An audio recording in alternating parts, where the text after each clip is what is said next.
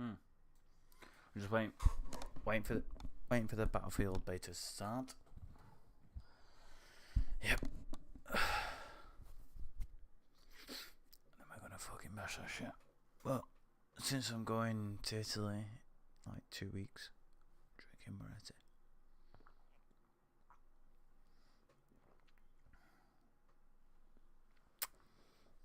Percentages.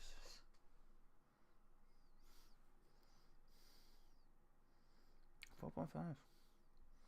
Same as Moretti, same as Budweiser. Cool.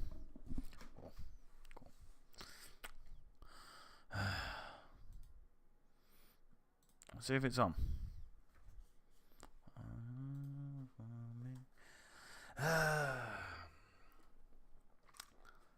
It's been. Should we recap the year? Start off moving out. Back to my mother's.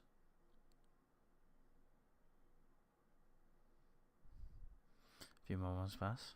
Average. May happens. Oh, sorry, April happens. I turned 29 on the 21st of April.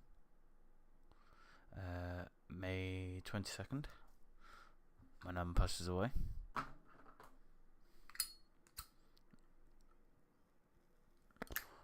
May 22nd, I started speaking to someone. July, I started speaking to him. By the end of August, gone.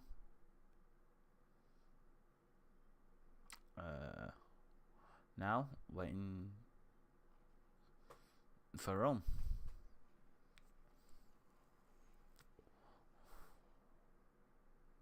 It's been a shit, yeah.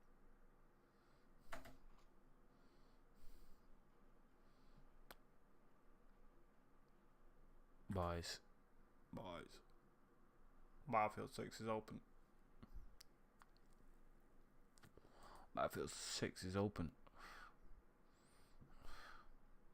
Fuck this. I don't want Michigan. What about Battlefield 6? Battlefield 6. Yes. Battlefield 6. We go. Rose close quarters attack of conquest.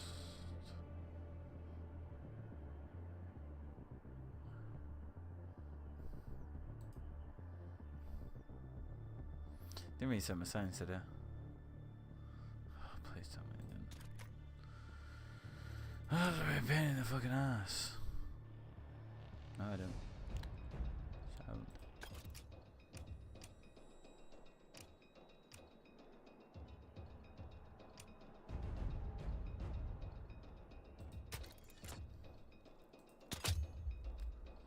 Yes. We got Battlefield. Ooh. And we're on the new map too. Yeah.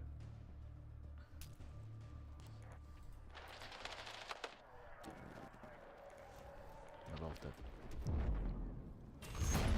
Wow. Christmas came back. Totally smart. I don't want that.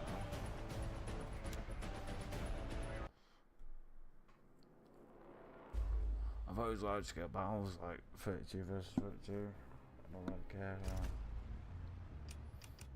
Conquest it is.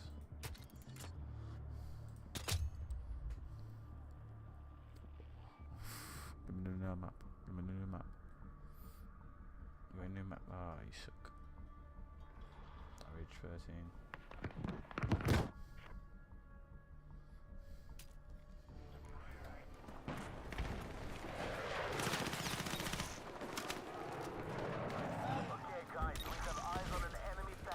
Hombre.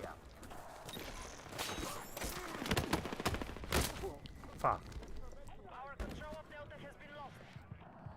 Yeah, you get your ass over there now, boy. Marked objective is under threat. Defend the position.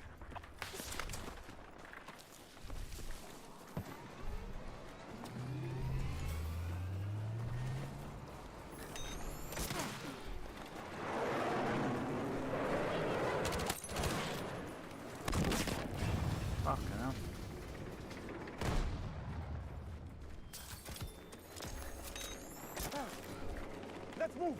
Bum bum bum bum bum. Fuck.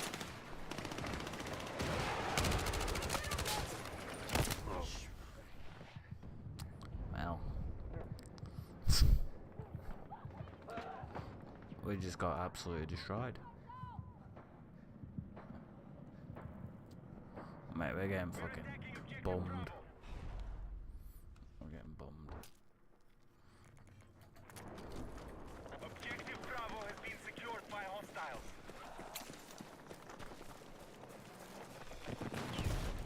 Oh, come on, man, get in the battle.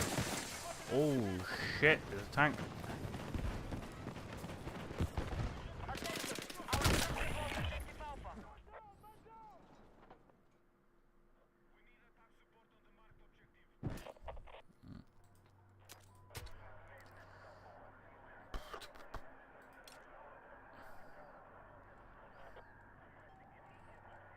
DMR. MG.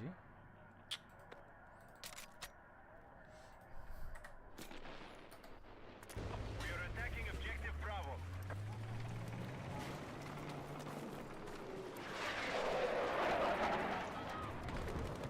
Visual confirmed on hostile heavy armor bearing north.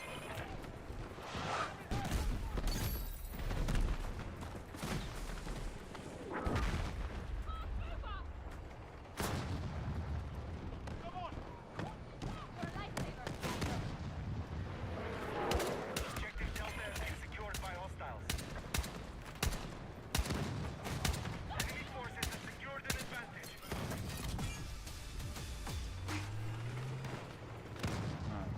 Bravo is under control.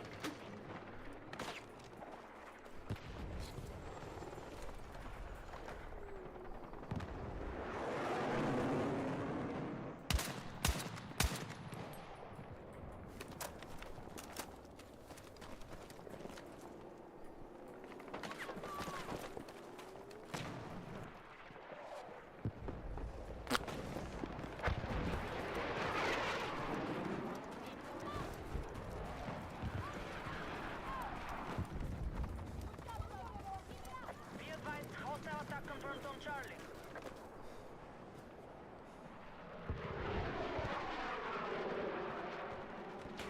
All right, our troops are attacking Alpha. What the fuck? I've just gone for 2 seconds. How would...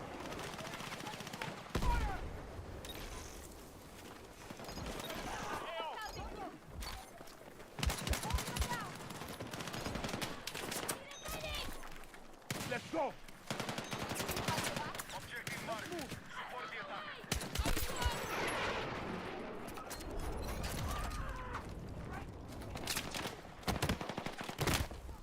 Bloody hell.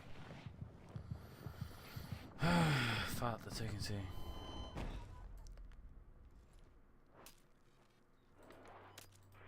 Not my weapon. I can't even fucking join it. Be advised, enemy forces have captured Come on, man.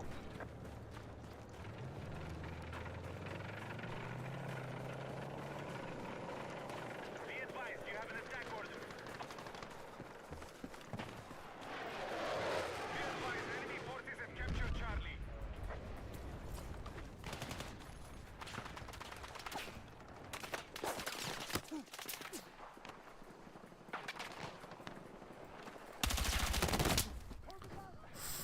Fuck off. Oh man. Hello? Medic. Medic. Hostile forces are still controlling the fight. Break their hold.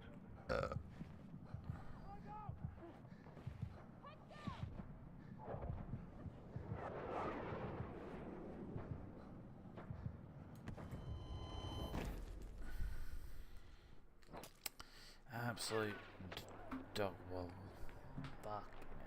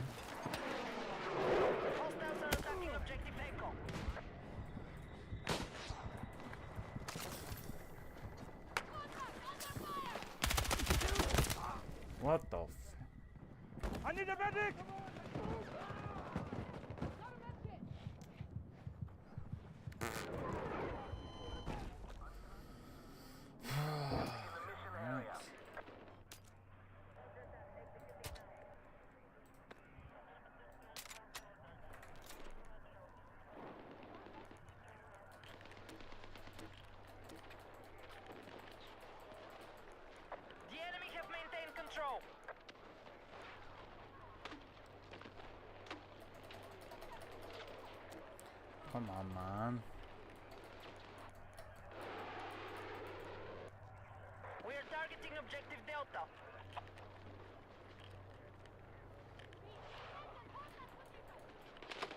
Dude, Jimmy's out. Oh, he's gonna die. Oh, he's dead.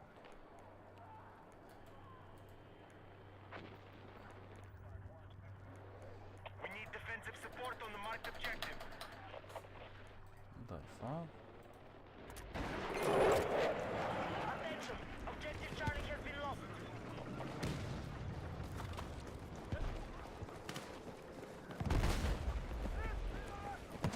Objective Delta has fallen to the enemy.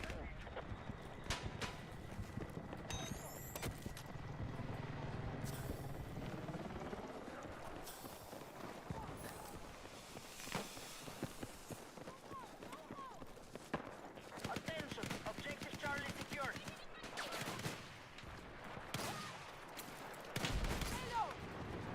We are targeting objective Delta.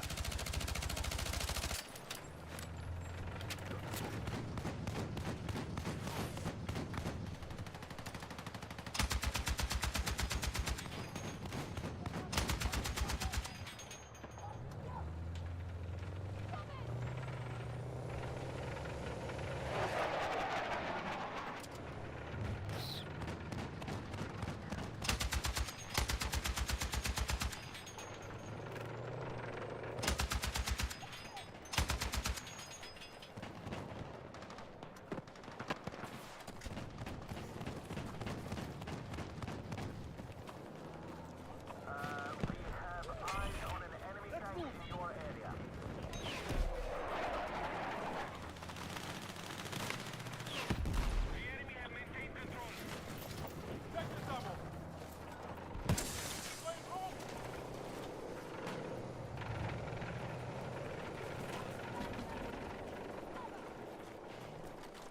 We're targeting objective Delta.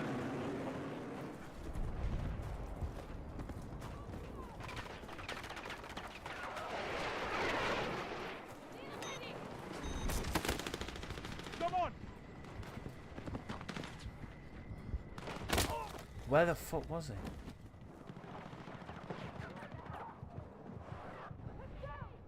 How was it? Ah, it's console player. Oh, fuck me. Objective Echo is under hostile control. Defensive position is needed on the marked objective. There we go. What?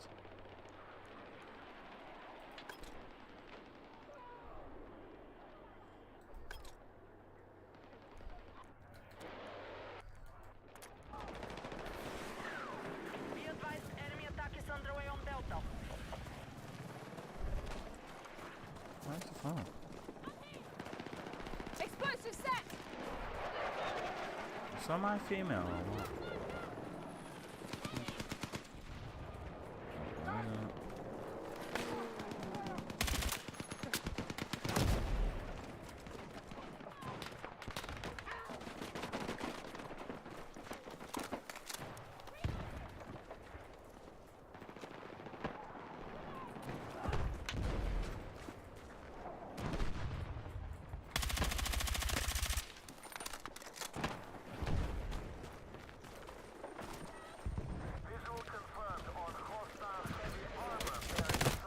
How has he ripped me that much?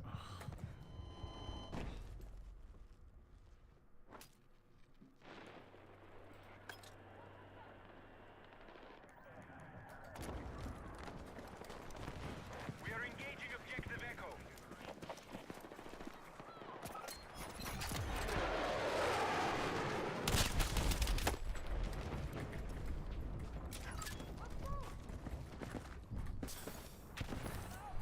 Echo has been neutralized.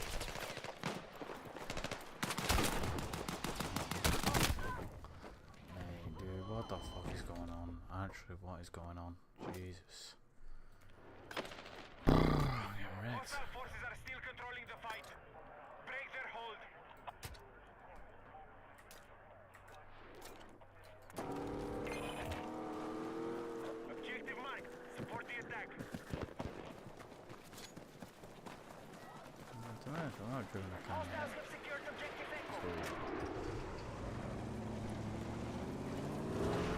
We are engaging objective Charlie. What the fuck? What's he doing there?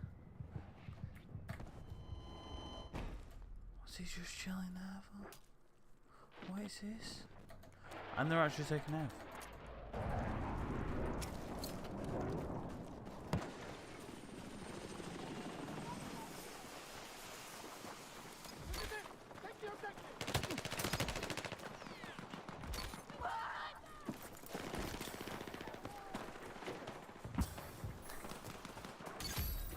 Objective control has been regained.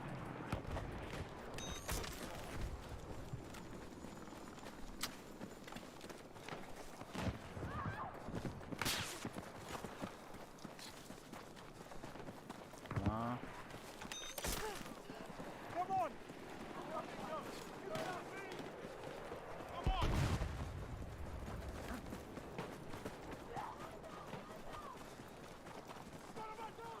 Yeah, we're getting slapped.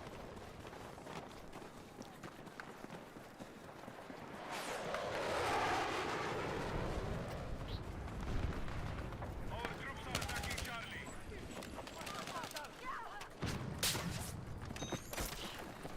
Come on! We have initiated our attack on Echo.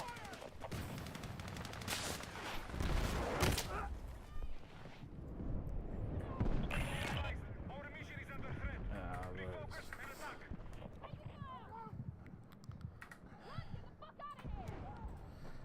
we're getting fucking annihilated.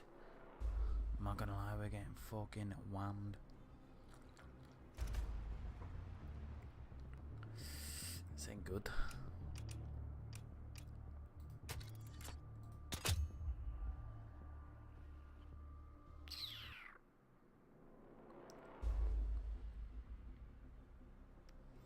We're getting slapped. Absolutely slammed.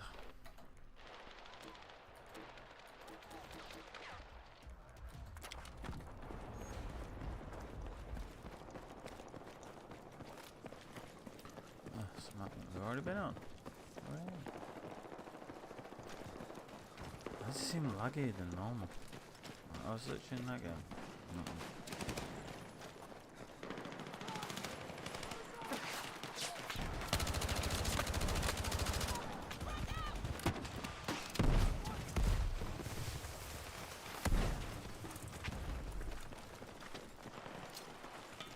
Our offensive has reduced enemy numbers.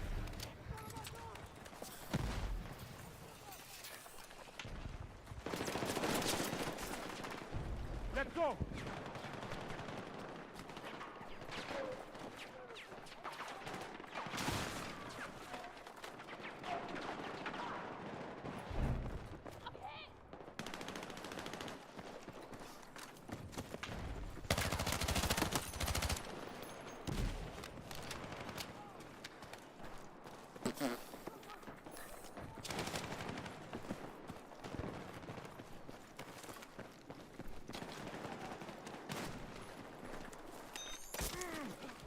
Let's go!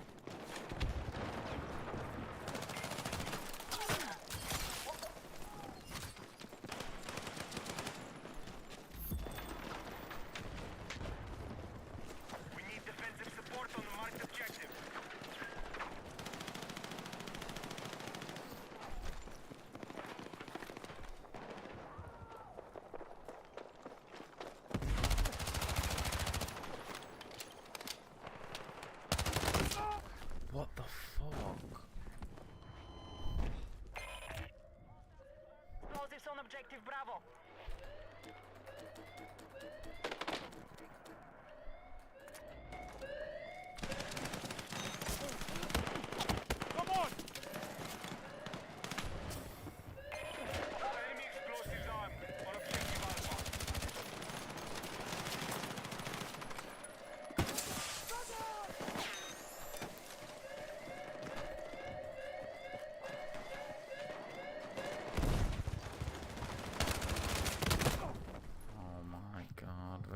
absolutely slammed again.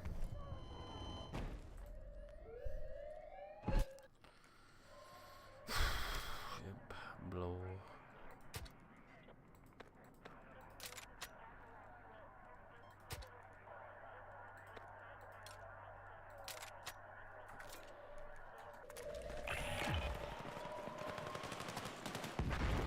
The sector is lost. Mobilize new lines of defense.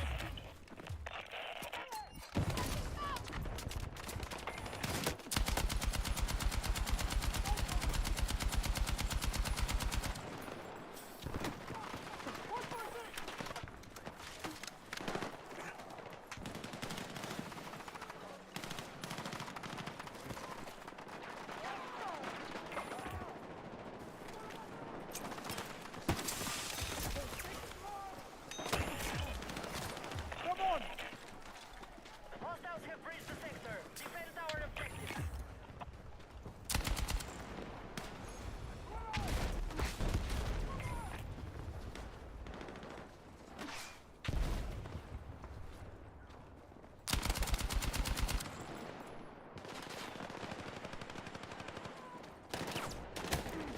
What the fuck?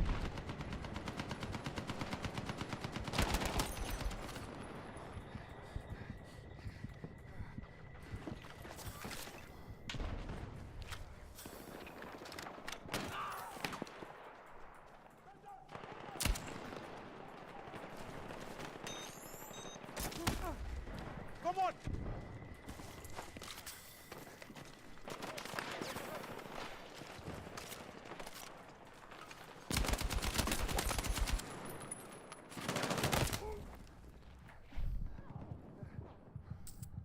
Target down! We need to defend the marked objective. Dude, you literally admit it. Dude.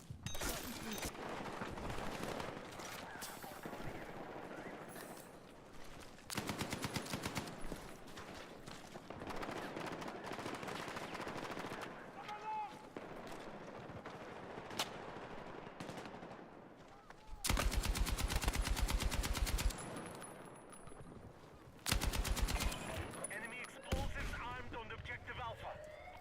What?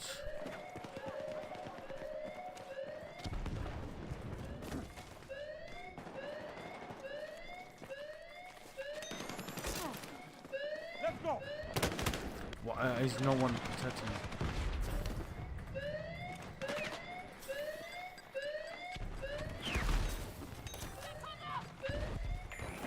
We have defused the enemy explosives on Alpha.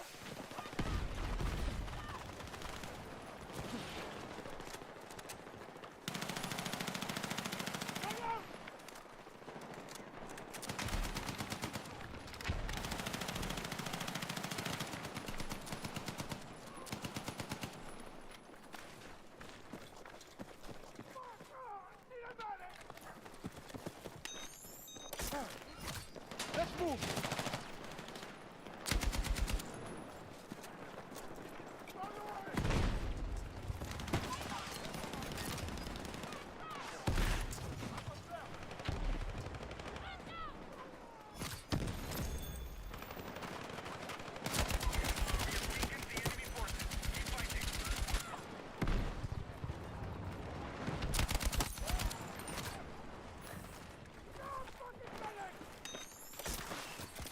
Let's move! Come on!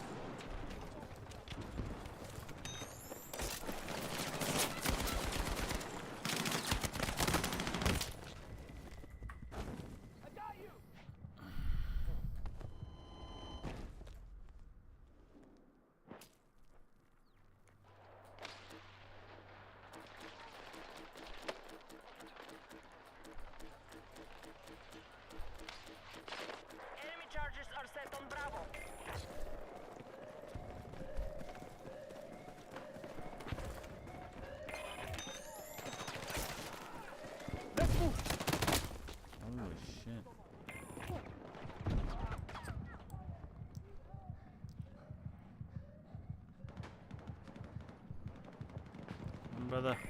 Brother. Enemy charges My on Bravo have been defused. I got you! Hostiles have armed explosives on Alpha. We need defensive support on the marked objective.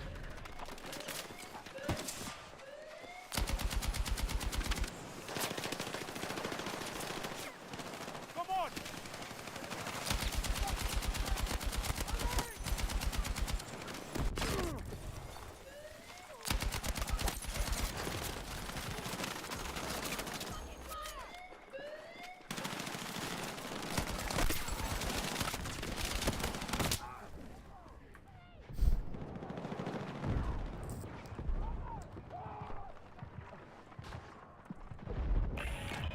Alpha has been destroyed by hostiles. Oh, don't tell me we're all dead.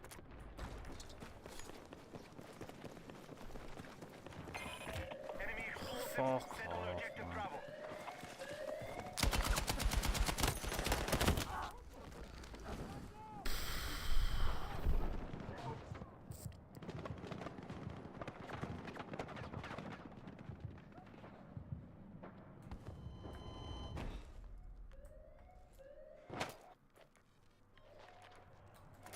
What are these idiots doing all the way here?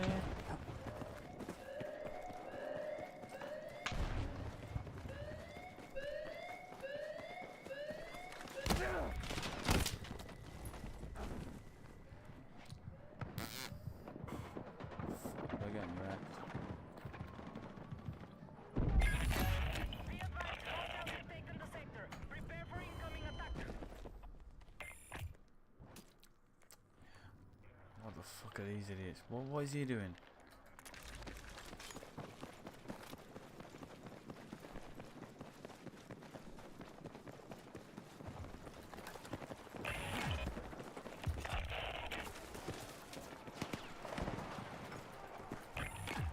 Hostile forces incoming.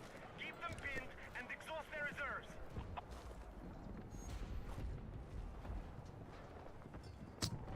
Just gonna hulk her up there now. Hulk her up there. It'll be cushy. I'm not moving. Little fucking cheese. Defensive position is needed on the marked objective. Oh. What? Enemy explosives armed on objective Alpha. How?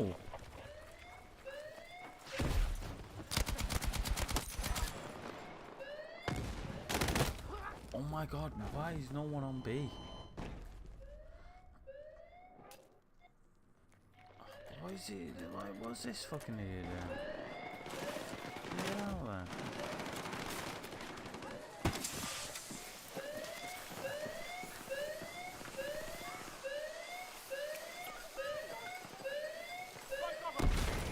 Our troops have defused the enemy charges on Alpha. Enemy explosives set on objective Bravo.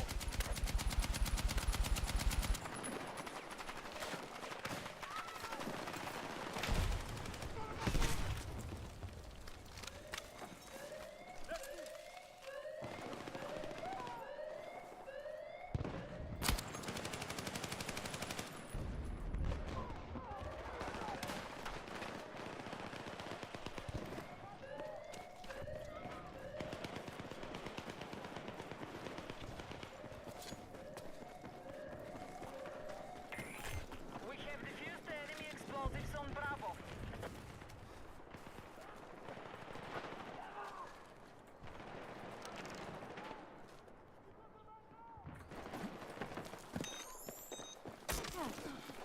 Let's go.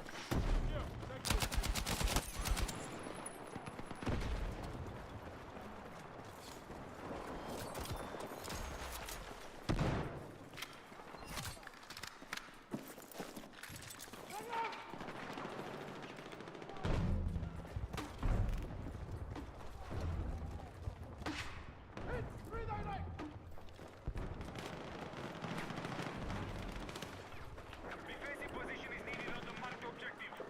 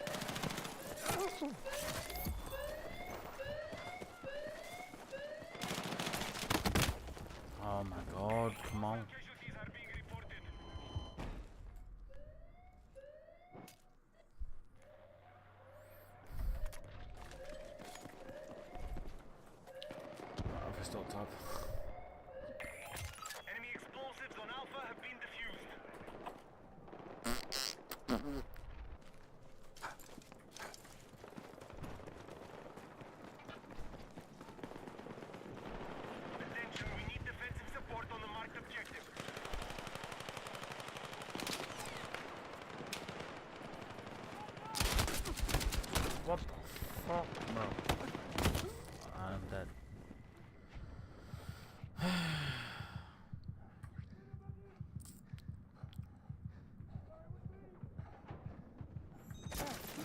Thank you.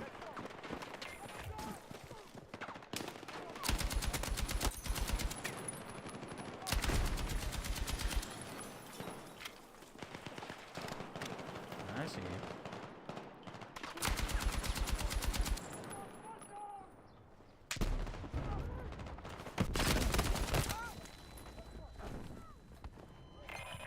The enemy have set explosives on Bravo.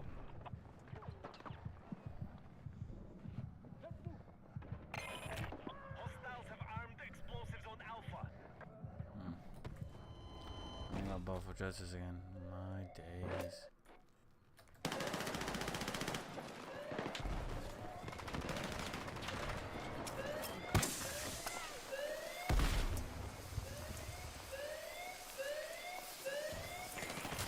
Enemy explosives on Alpha have been defused.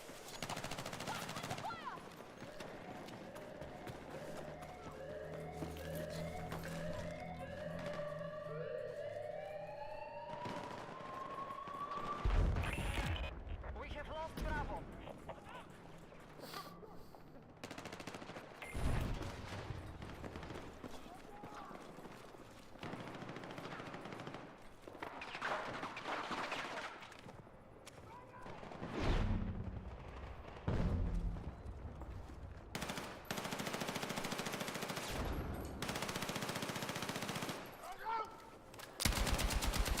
We need to defend the mark objective.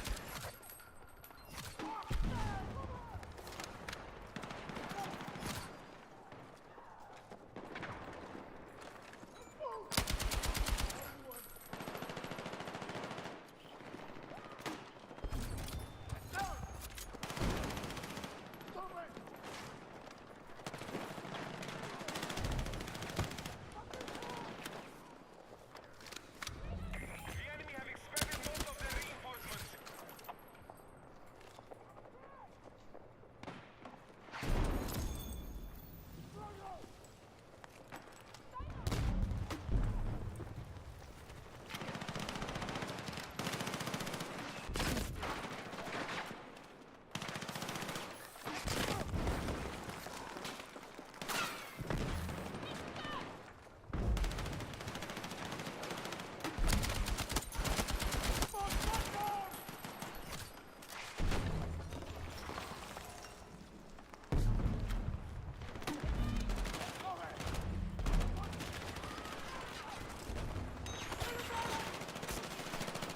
Let's move.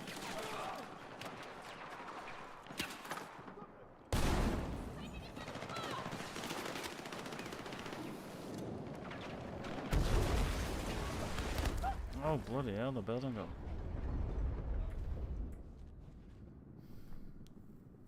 Enemy forces are on the brink of collapse. Finish them.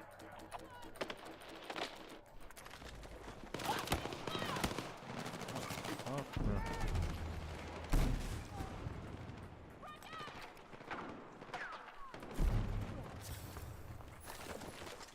Attention, we need to defend the marked objective.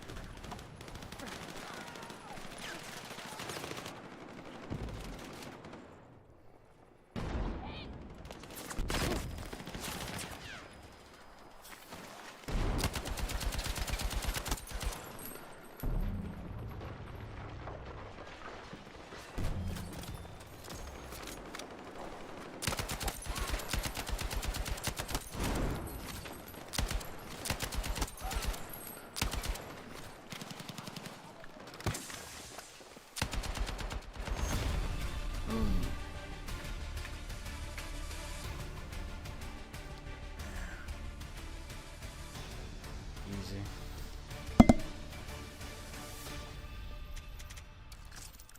Hey, just look at the difference. I'm slapped.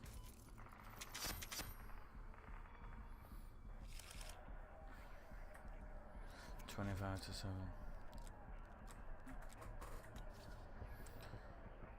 Oh, slap.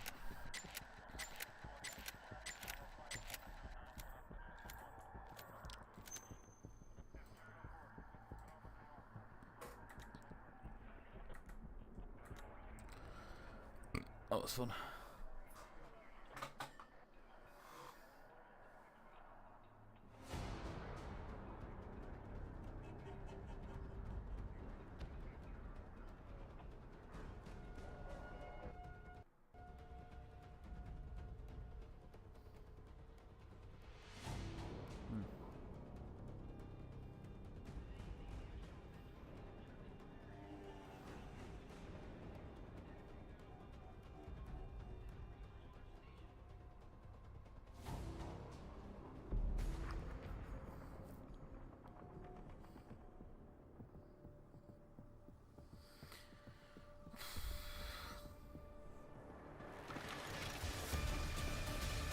Need a position point cover.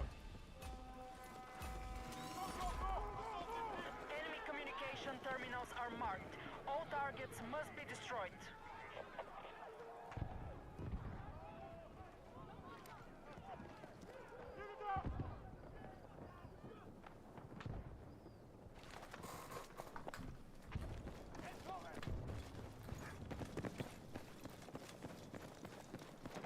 Objective marked. Support the attack.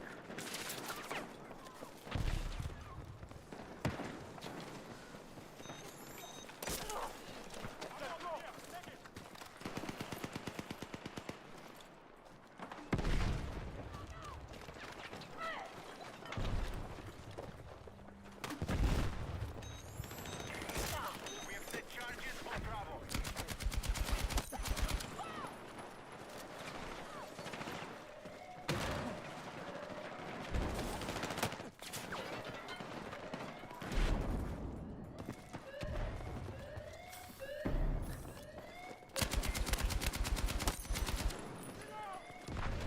Enemy down!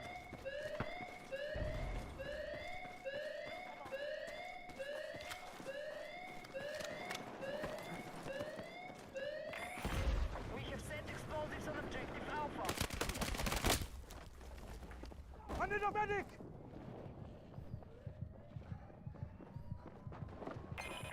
Hostiles have disarmed our explosives on Bravo.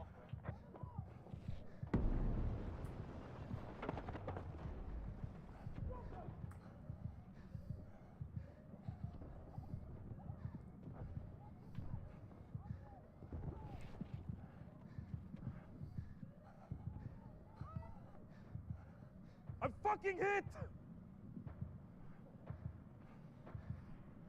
I refuse to give up. Oh, come on, no.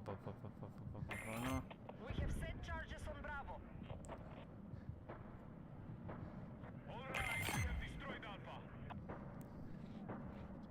Come on, lads. Attack support is needed on the marked objective.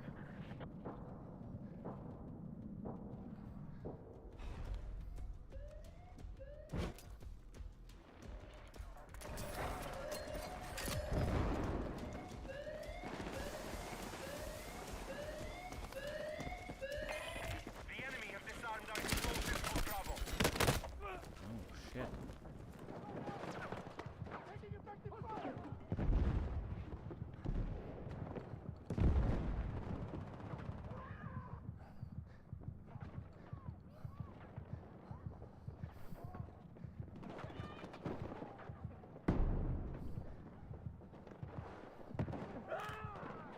Reports of losses coming in.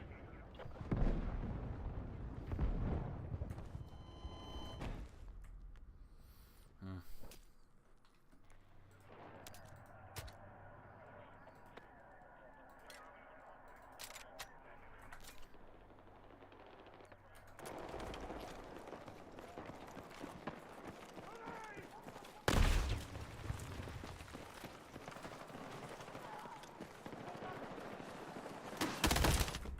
Bloody hell.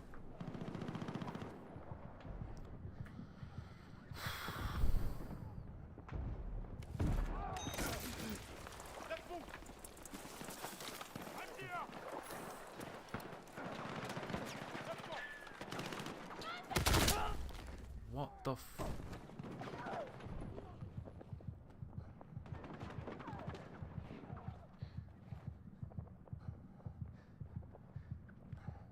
Stay with me!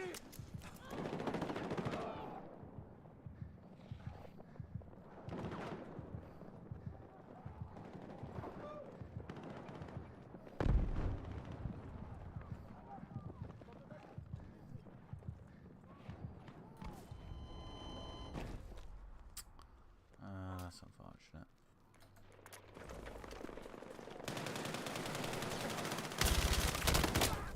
How's he got both of us? How?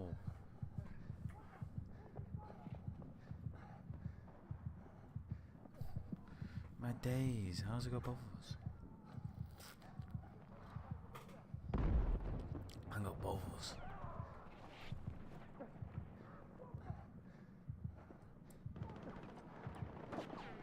Oof.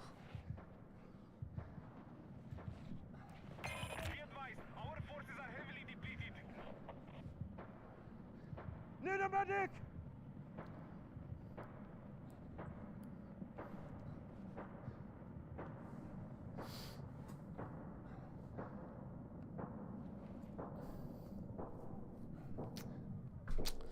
Well, shucks.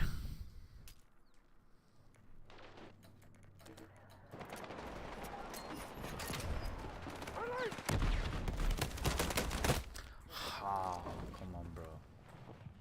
I need a fucking medic! Hey, we can't afford it. Come back to me. This lad.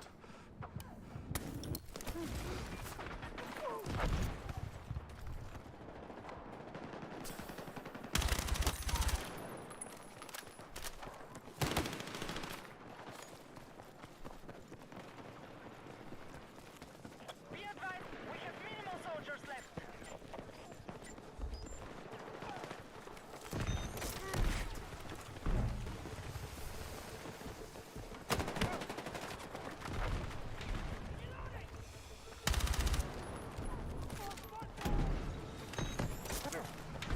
Let's go!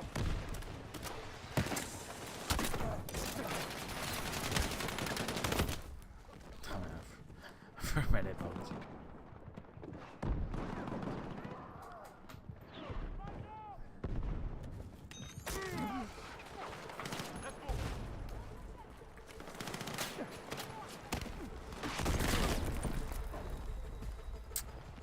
Yeah.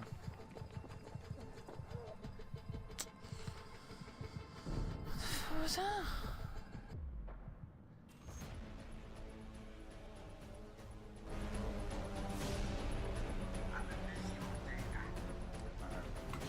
Have a little break. I'm gonna be overwhelmed here.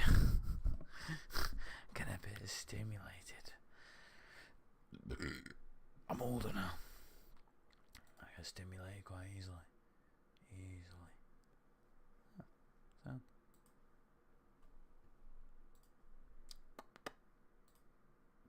Watch from YouTube. Didn't realise it. Didn't realise I was YouTube. Like, straight up. That's good. A few beers and watch YouTube. Watch YouTube. I love YouTube. You're getting your own adverts, mate.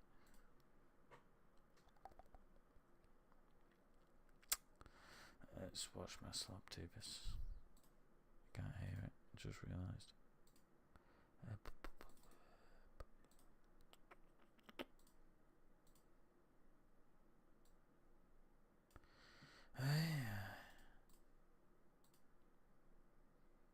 Police on you for cursing me with this Hassan Piker half naked picture that I'm seeing. My eyes are burning. I literally wish Itachi was reaching into my eyes. Hassan has been posting some What is explicit going on, guys? content. Welcome back to a Beautiful. missed you. Hope everyone's having a great, fantastic day. Very briefly, before we get into this video, I look older than Hassan. She's gay. What are you gonna do? so on my last video, I asked you guys if you guys would like a uncensored version of Sensitive Society, like more raw. I could say whatever I want to say. Of course, I'm not gonna just say slurs, but you know what I mean. I could be more myself. I could be a lot more edgier stuff that I just can't get away with here on YouTube without getting banned or demonetized or videos taken down. Very happy to announce that I just made a Patreon. It's in the description of the video and in the pinned comment. It only has two tiers for base for $5, or the Yes, base here. As you're watching this video already came out on Patreon. More content and more authentic, if you will. So go check it out. Link in the pinned comment, link in the description. And now we can talk about Hassan Piker, and I haven't talked about him in months. So the YouTuber TechDome tweeted this. This man is gay as fuck. AKA, Hassan kind of looks like a and I even responded to this. I said his pronouns are fat slash. Oh man, I love it. And it turns out well, I'm gonna have a magazine, fag actually. put out this, and I'm using this Having a very fag? loosely, this Cigarette? article, and I read it all, right? I spent like 10 He's minutes fat reading and this, I'm gonna have it a fag. kind of comes across as a troll. I just can't shake the feeling that this was a troll. This is him being played. Just the headline. Hassan Piker thinks America might be cooked, guys. This is either one of the best trolls of all time or one of the gayest things I have It's ever the read. it's the This gayest is thing you've ever possibly seen. gay It's fucking gay. with a man as a man. I just want to show you guys how Nothing bad wrong this with is. that, Here's but how it's gay Hassan as fuck. Piker starts each day. Working out, shooting the shit. It's Monday at 8:30 a.m. and we're in the backyard of a house in West Hollywood. This is where the 34-year-old political influencer keeps his thirsted after body fit. Okay?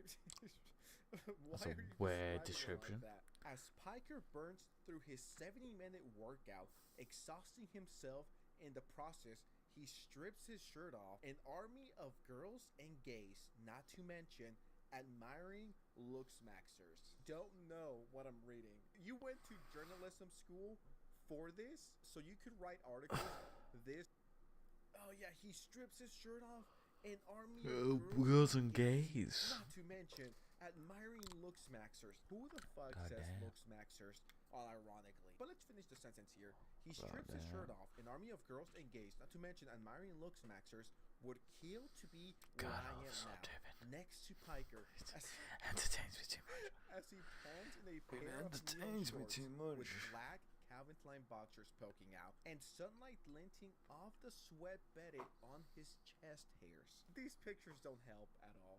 As a matter of fact, a good friend of the channel made a cartoon of the the cover picture. Show me the I don't cartoon. know, guys, I can't tell the difference between this and this. Once again, this could be one of the greatest examples of trolling someone, or this could be one of the best examples that dick riding is actually fucking insane, dude. And then they shared this Master Dick very Rider. hot and attractive picture of Hassan. I don't know, guys. Beautiful. This is it's working. I am now a Hassanabi subscriber. I'm gonna give him all of my money. Piker has no filter. That's the reason he's the hottest left-wing political commentator who online. is this? I don't know if this is a Who's backhanded this compliment, journalist? but I was like, Like, Jesus, the glaze is just thick with this one, isn't it? Jesus. Bloody Nora. Bloody Nora. New tab.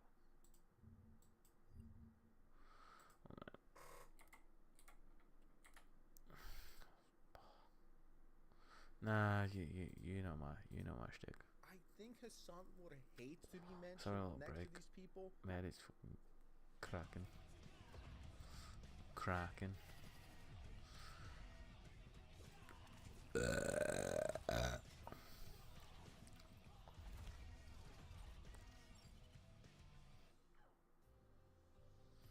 Nothing beats a Jet2 Villas holiday.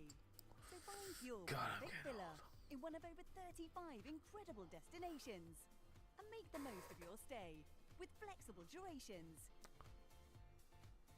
Book now with Jet2 Villas. Piker's one of a new breed of streamers like Aiden Ross and Sneeko who are shaping the worldview of kids who never watch MSNBC or read the New York Times. I mean, once again, I think Hassan would be pissed or would absolutely hate to be mentioned right next to Aiden and Sneeko. Is this article satirical? Is this a backhanded compliment? Is this trolling? Is this a dick riding article? Like, which one is it? And for better or for worse, this is true. He is shaping the worldview of kids who don't watch the news. I would add Andrew Tate to the list. Unfortunately, these guys are influencing the youth who are obviously pretty bad and Oh, they you're playing shouldn't be Fauna taken as a Power seriously. Ranger. It doesn't matter if it's from the See, right this or from the left. in Call of Duty. Like, Jesus Christ, you want boots on the ground. When even Battlefield 3 and 4 were struggling to compete, and these are the two best.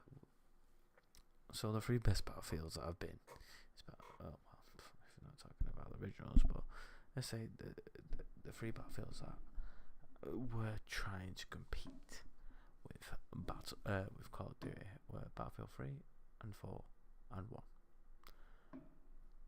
Battlefield 3, what came out? Fucking hell, when did Battlefield 3 come out? Yeah. When did it come out? 2011. So that was Modern Warfare 3. And when did BF4 come out? 2013, 2 years later. So these are pretty much a giant update for it. That was what? Call of Duty came out. Black Ops 2. So there was no competition. These just got it as the best Battlefields. Right, the best Battlefields. Now we're trying to compete with the grittiness of Black Ops 2, Modern Warfare 3, and don't get me wrong, Black Ops 2, no, and Black Ops, and Modern Warfare 2. They were trying to compete with them. This is what Battlefield 6, what I'm playing right now in the beta, will be going better. He's trying to compete with Power Rangers and fucking, what is it, American Dad COD. This shit, what is this shit? Like, what? It's an ambush! Time to get to work. Jesus Christ. Two to go. Jesus. What a bunch of suckers! Nice. This is Call of Duty now. This is Call of Duty. I do what I want when I want. I can help you out. Alright. Just one more to go. Oh yeah. Everybody look badass. Oh, it's so cringe. My God. It's literally the I same grew up for on fucking- both extremists. Bro. Alex Jones is on the right. I grew up on let's put a golden era of COD. See what comes up. See the golden era of COD. This, which cut? So this is the golden era of COD. This. There we go. That's what they're saying. The golden era of COD is. So you got Modern Warfare, World at War, Modern Warfare 2, and Black Ops. I grew up on all of them.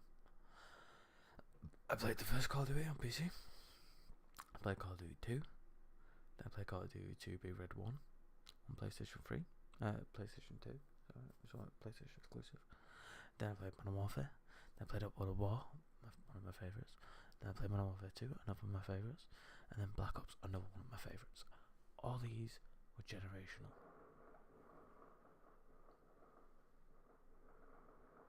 What the fuck's setting fireworks off at this time? But yeah, that's like literally. Oh. Well, it even says the golden era of Call of Duty is generally considered to be the period from 2007 to 2012. So that's Call of Duty 4 Modern Warfare through to Black Ops 2. This period is marked by a string of highly successful and critically acclaimed releases that solidified Call of Duty position. Yeah, pretty much Call of Duty 4. Whoa, that shit. Man, hey, mate, this is what you had beforehand. COD 3. You had this. And you had Big Red 1. Big Red 1. Call of Duty 2 Big Red 1 is the first person shooter, blah blah.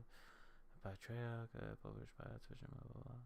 PlayStation 2 and Xbox. Oh, I thought it says PlayStation exclusive. But yeah, Big Red 1. And then COD 4 came around and just changed the game, changed the whole landscape, especially when it came to the multiplayer. It changed everything. Like, let's see if the Axeman.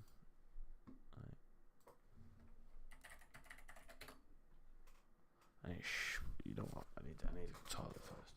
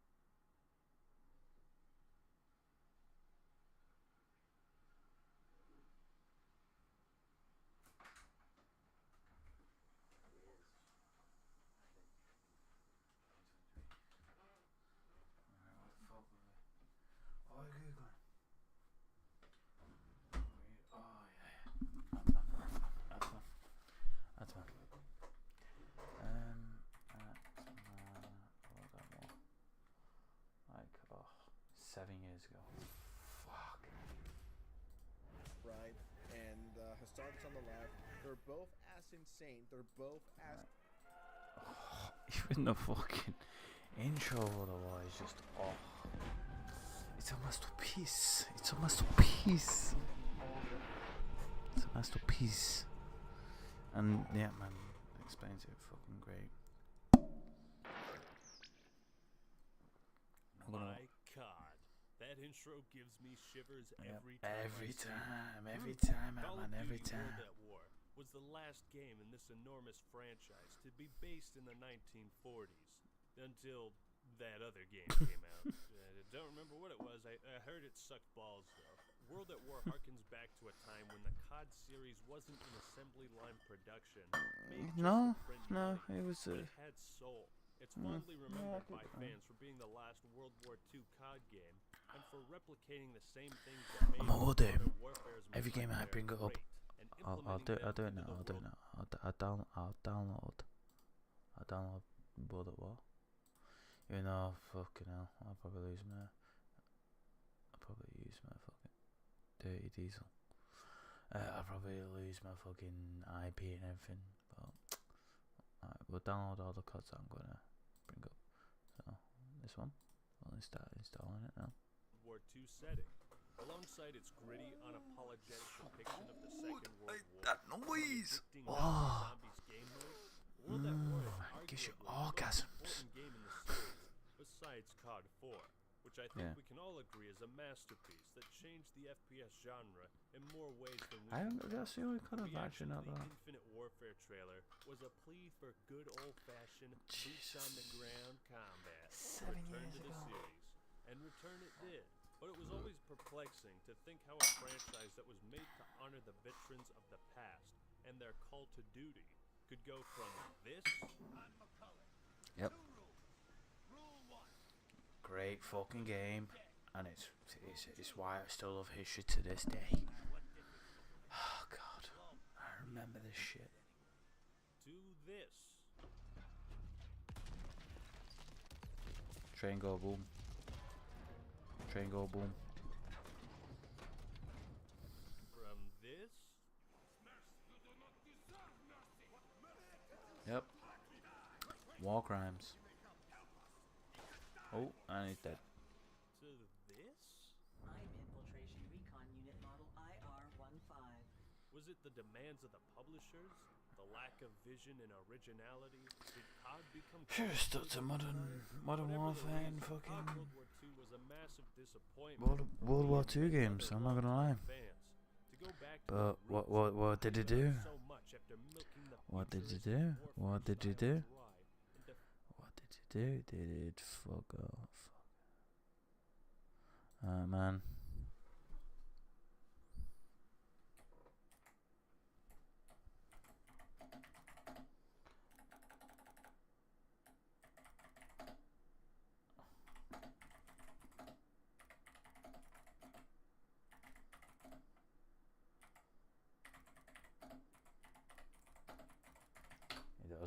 It does.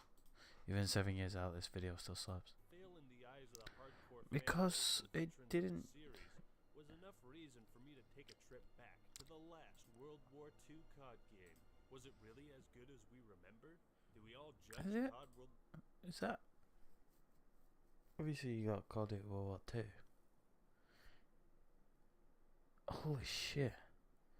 Actually, wasn't this came out in 2008? War II through rose-tinted glasses of the past? Nope. Was there something valuable to Call of Duty's Yes, franchise definitely, worth definitely. into the It was past? good World storytelling, Whatever might be found gritty, in this game, brutal. What we all love about this game is it was gritty. It showed both sides of the conflict, the Pacific and the European conflict. It also showed the brutality of war, the swastika. It didn't paint over it. It showed real life footage of what was happening in World War II at the time, like literally video footage of World War II. It showed that both sides committed war crimes, and the story was fantastic. And then the multiplayer, oh my days! was good because it took the formula from COD 4 and added a World War II fucking skin on it. It was fucking magnificent. Like MP40, boom. STG44, boom. And then after you complete the game, you had fucking COD Zombies, fucking brute, keen. No, not to the Toten. You had what is it? Varut. Not to the Toten. The Reese, Schnellnummer. you had all the classics. Oh, it was so good. It was so good. Don't get me wrong, Black Ops 2 had its Ascension, Shangri-La. They brought in the classics too. Don't get me wrong, when I think it was not Call of the Dead. It was a different. No, Ascension was Black Ops, wasn't it? Yeah. I think it was that bus riding one. Forgot what it's called, but I understand why it was still fucking good. I was just slowly coming off God at this point. I think it was like when Black Ops 2 came out, 2013, 2012. I was coming off it, bro. I was coming off the hype train at this point. But I understood why Call of Duty Black Ops 2 was still fucking good. I understood it. It had the formula, and then it went downhill. The golden era. Everyone has it. We had the. It's like with Disney. You had the Renaissance era of the Renaissance animation. Comparing situations before they got greedy, before the corporations really greedy in there. For Disney example, you had Aladdin, Lion King, Mulan, Pocahontas, Lilo and Stitch. There's more in there. Lion King, Pocahontas, Mulan. And even the ambitious ones like Treasure Planet, Lilo and Stitch. These others. Little Mermaid. There's some ones I actually remember and actually liked. Oh, that's a game downloaded. We're going to try each game out, by the way. I'll download the next game. I haven't got many in my COD library, I'm not going to lie. We'll do Modern Warfare 2 next. Play some of the classics, baby. It's time we go back to uncover. Oh. If anything, it was. Oh, it was so good. Link the mainframe, Take out those fucking PG boats. and raise the Russian flag straight into this. The Russian flag. There's a certain hammer and misconception sickle. that Call of Duty was always a multiplayer first type of series. The campaign being a shallow, tacked on necessity. Yeah, used fucking only to this. market the game and show. This annoyed me. Don't get me wrong, the Call of Duty multiplayer is, especially during its golden era, and I would say Call of Duty Modern Warfare 2019. It was nice. It changed the graphics and it actually finally updated its engine and it brought in new movement mechanics and everything. Yeah, but on that, I think the single player always had to be good. It was good. COD 4 single player. Oh, it was tasty. Modern Call of Duty World War. Oh, gritty, brutal, straight to the point, beautiful. Modern Warfare 2, same again, like COD 4. Good storytelling, brutal, especially during No Russian. Oh, none of us hesitated during that shit. None of us hesitated. We just went LMG airport. We went with Makarov. Call of Duty Black Ops again, brutal. Treyarch's a brutal version, and Activision, Infinity Ward is the more lenient side. Even though Infinity Ward are the ones who brought us No Russian, but Treyarch was always a brutal one, straight down brass tacks. This is what shit happened. This is how it goes. This is what you're playing. Infinity Ward was like, this is Modern Warfare. This is how it's gonna be. This is how it is at the moment. Yeah, we know. Except for the No Russian. It's madness. But yeah. Go off. But this wasn't always the case. In fact, it was the opposite. Exactly. The franchise, in my eyes, began as an homage dedicated to the veterans who sacrificed their lives for the... See, this is... I don't think what the Ant-Man's about to say is like, it is an homage to the veterans. Shows you how the conflict was fucking brutal and what they did for our freedom.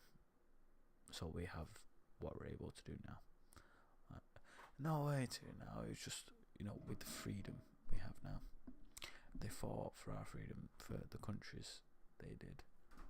And we're able to play these games in a capitalistic world. Well, why it still stands anyway, as it is now. And it's fucking beautiful. And it's an homage to it. And it gives us a glimpse, a bit of a glimpse into what it is. Some guys have tried D-Day.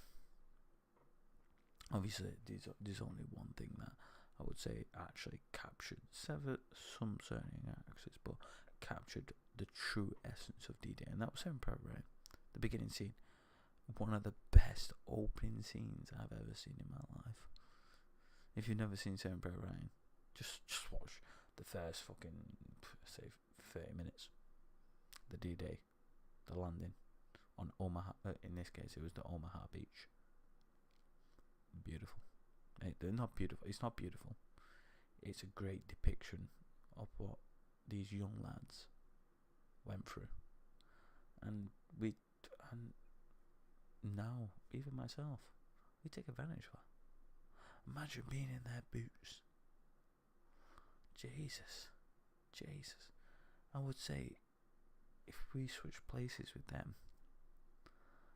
I'm sorry, but we could. And I think a lot of us, I think majority of them wouldn't even be able to move from the old boat stoppers, bollards and everything like that. And I don't put anything against the lads who actually were scared stiff to even move, because you can't follow them. They're being fucking railed by bullets. But in this generation, if they, just suddenly switched, like they start to marry shit, I don't think we would have won the war. Nope. Not with the generation we have now. Nope. Yeah, we don't have enough grit anymore. Especially as the western side anyway. Our grit is gone. There's only a few of us that still have it. Me, I would say myself. Could I survive that? I don't know. Maybe if you asked me fucking 7 to 8 years ago, maybe. This day and age, fuck. Well, no. I lost a lot of my edge, and I don't want to fight for my country anymore. For the preservation of liberty, at least that's how the end credits put it. But the game also served as a vessel for destructive fun, responsive controls, and fast-paced gameplay. So COD was something that could get you interested in history, teach you something about it, while Exactly. simply being a fun game. Yeah. Quotes when you die, man, that shit was deep. But my point is, Call of Duty initially Let's read that. Let's. with so simply being a fun game. The war quotes when you die, man. Let's read it. Alright. Steamir Iglis, mission failed.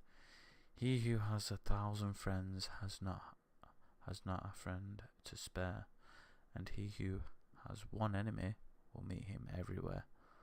Aliban Abba Taliba. That shit was deep.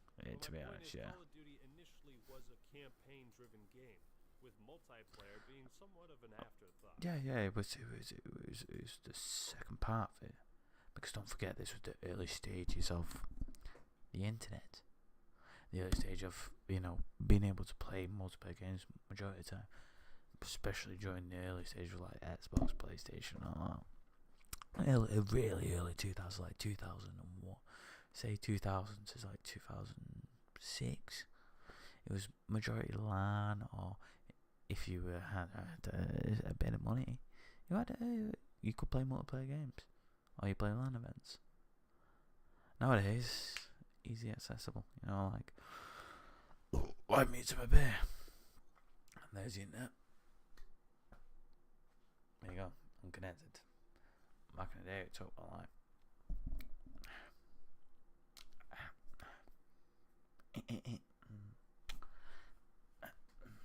Oh shit, man.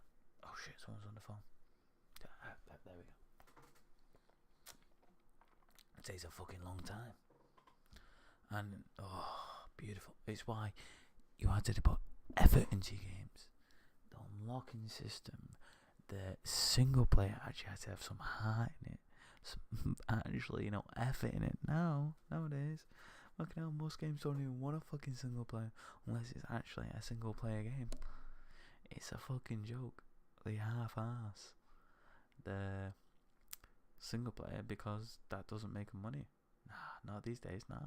The microtransactions, so you need to make the gameplay loop of your multiplayer really fucking good. Which, Call of Duty, it does have that formula, yeah. It's kind of slipping now because it's becoming a bit fucking cringe and absolutely, I don't know, American Dad.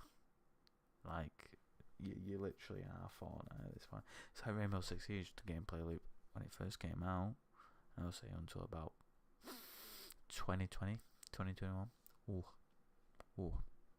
If you were a competitive FPS gamer, you would love Siege. One shot kill with the headshot. Strategic. You need good communication, and it wasn't, obsessed. Infiltrated completely with hackers. Don't get me wrong. There's always going to be hackers and fucking cheaters and all that. We're fucking infested. Nowadays, it's free to play. They've dropped how much renown you actually gain or how much it's actually worth now. It's forking out £50. So what? That's like $60. No, in this current era, I should say $50. $50 for a skin. It's gone down the Call of Duty. It's gone down the microtransaction. What's the point of the gameplay anymore? What's the point in integrity of the game anymore? Gone. Guess what you had to do back in the day to unlock a fucking certain skin or a certain item? Guess what? You have to find hidden secrets, grind the game. Keep intrigued. Now it's, I'll just whip out my credit card. Boop boop. Oh look, I've got the fucking skin. Where's the effort in that? There's your player retention right there. Fucking make them work for the fucking items they have. Make them work for the camos. Make them work. Player retention. Maybe sprinkle some really fucking cushy skins in there. But other than that, fucking do like the old days. Keep the player retention up. Oh, you want this fucking uber looking cool weapon skin? Fucking grind for it, get a certain amount of kills, certain amount of playtime, certain amount of objectives collected, certain amount of fucking revives. I don't fucking know. But instead, you're just like, you want this cool epic skin? I'll give us 50 quid. Oh, you want this cool fucking cool camo? 40 quid. You know what got me? 2008. Yeah, 2008, 2009. You know what £7.99 got me? I call it World at War. This is World at War. You know what it got me? A fucking map pack. £7.99 got me a map pack. You know what I got with that map pack? A new zombies map. And like 3 new maps. Content. And you pay 30 to 60 quid for a skin. A skin. Oh, because you look unique. Brother, you don't look unique. Everyone's got that skin because if they're willing to pay that fucking money, which they do. They do. Fucking hell, bro. It's actually madness. It's battle pass shit. What was it get you? Oh, a few extra skins if you grind the game. Well, no. Maybe if the game is actually good enough. Yeah, some rewards in there. Player progression in the game. Like prestige, and you get that little icon. Oh, that used to get my fucking things going. Never prestige actually. I got to 55 and it stopped because I didn't want to lose all my shit, all my weapon skins and stuff. But the little badge, like you see something like, oh damn, they played the game for a while. Now, you pay 50 quid, you get a battle pass, and your levels get reset anyway. I think. I went like Warzone or the other Call of Duty. What the fuck? What the actual fuck? What's the fucking point? Like, gaming has become so corporate lately. It's the only game that I would say, a lot of few games, but one that comes to mind is like Helldivers. What? Helldivers. Single player games. Because, how are you going to monetize that? They tried it with Shadow of War. Didn't really work out. Good game, but didn't work out. Like, if you're playing an FPS, a multiplayer based game, there's gonna be some sort of microtransaction, and it's grim. Corporate greedy, capitalism, fucking love it. It went too far. We all got too greedy, and now we've lost our integrity. It's all changed, of course, but just keep that in mind. Many people wonder why we compare World at War to COD World War II so much. Some think it's unnecessary to look at the past so fervently, but I say it's important to understand where we come from. I say look to the past so you can act in the present to make a better future. Fuck, that's what history class is all about. That's what Literally. World War II is all about. So you can Learn from past experience a little bit mistakes. of history in this video, and hopefully we can look at what the franchise has done in the past that made it so popular in the first place. Because sometimes we lose track of what got us where Come we on, are, man. and we lose track of ourselves. You know what's really upsetting is all these, like, obviously some lads who I've chilled with, who are like literally really early 20s, like 20, 21. Like, yeah, I've played these games, but have you really played these games? Like, you weren't there when they came out, the day release, standing outside Asda, or Game Station, or fucking Game. Like, how it was just different. It's just different. Like, the whole fun, all the fun has been ripped out of gaming recently.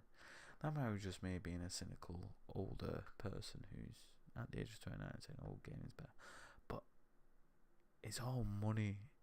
Don't get me wrong, companies back then still wanted money, but didn't put it into my games like deliberately, unless you wanted new content like DLC, literally downloadable content, and just something that adds to the game, like map pack 1, 2, and 3 for Call of Duty World at War. And oh my days, let's see if we can find it actually. World at War, COD World at War map pack 2. Mate, this wallpaper banged. Look at that.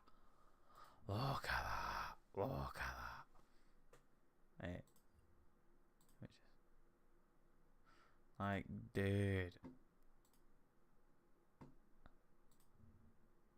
Dude, like, that was brutal.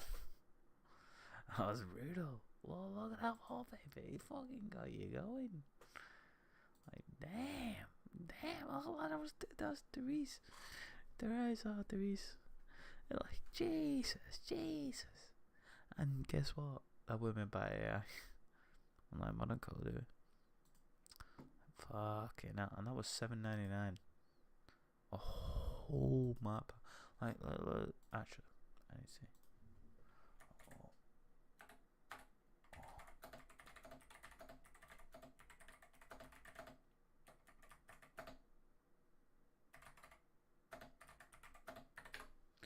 Alright, what did you get from here we go. Call of Duty 2 map pack 2 available for purchase. It includes 3 new multiplayer maps, 3 new Banzai, Corrosion, and Subpens, as well as a new. So you got 3 new maps and a zombie map for $7.99. Anyways, I said World at War has an unapologetic campaign. Yes. Now, what do I mean by that? Well, it doesn't give a fuck about your feelings. Imagine being able to build an app with your name on it, just by thinking about it. Meet Brutal 8-bit. Like, oh my god. Because I'm almost getting to 30. I'm sorry. Like, the previous generation for me was like, oh, gaming was the best then. It was just simple. Nah. The golden era of gaming was between 2000 and I would say about 2014, 15. When Fortnite started, pretty much it was EA. EA is the one who kind of fucked it up with the whole shabam. But pretty much when the inclusion of the Battle Pass, like, should we go see when the Battle Pass was actually introduced? Who brought the first Battle Pass?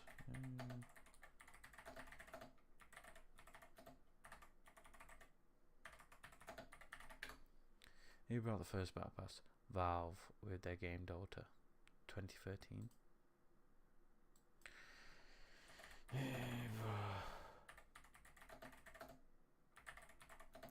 Mainstream Battle Pass. Who brought the first mate? It can't be Dota. Dota 2.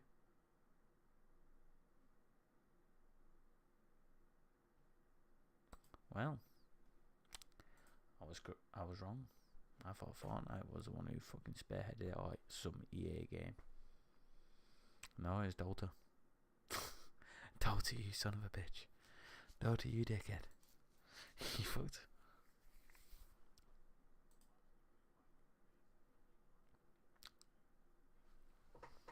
Fuck you. Mhm.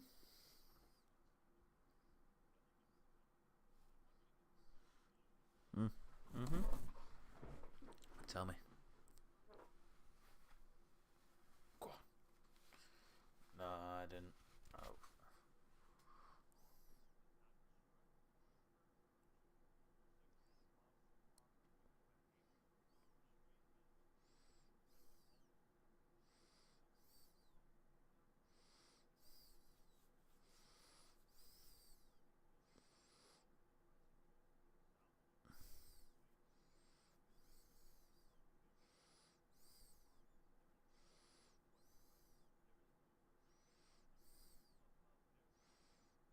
My earrings.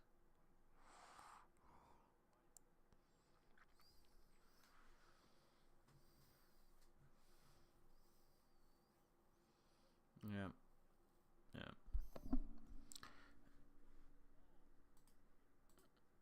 Without constraint. Yeah. Yeah. Don't involve modern politics into a game that isn't needed. Especially when it's depicting a conflict as brutal as World War II. But there's always a military good, bad. No. There's no such thing as good and bad. Both sides. It's a brutal conflict. There's no such thing as good and evil. It was two multiple powers going against each other. You had the Wehrmacht, which I didn't know was a separate thing to the SS. The Wehrmacht was the German army, who was more like the Prussians. Before Germany united, you had Prussia and other German states, but the Wehrmacht was the army. You had the SS, who did more they got better in what they did, but they were more the brutal side, the fucking, the Nazi side. They were the private militia or private military of the Fuhrer, which I didn't know. I only just recently figured it out. I thought it was all the same thing. I just thought the SS was in ranking system a bit higher. But to be honest, it's kind of obvious. The SS was the private militia, the private military of the Fuhrer, who was at the helm, Himmler. The Wehrmacht was a German army. Is why during times when the Wehrmacht and the SS were involved with each other, didn't really click. Someone was like, oh, they got better, they got a bit more grit now, and Oh shit, but that's because they had access straight from the Fuhrer. They're like, oh, you want this amount of fucking supplies? They'll give them. The Wehrmacht was on the waiting list. The SS would get top priority at the time, but the Wehrmacht was the army. The ones who did majority of the conflict, but they were the army. They were fighting for the country, not the Fuhrer, as the SS fought for the Fuhrer. That ideology of fascism, whereas the Wehrmacht fought for Germany itself, which I never knew, which is really bad of me.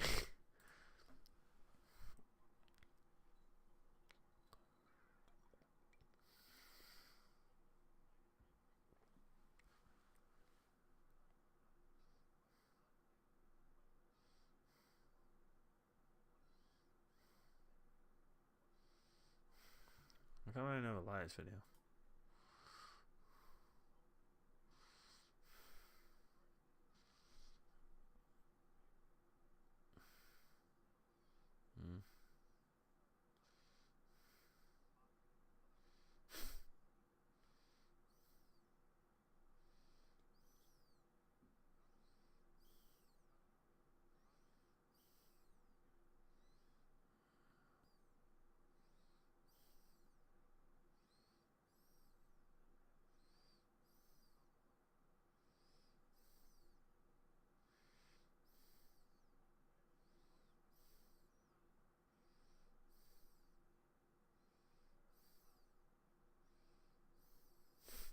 The golden era.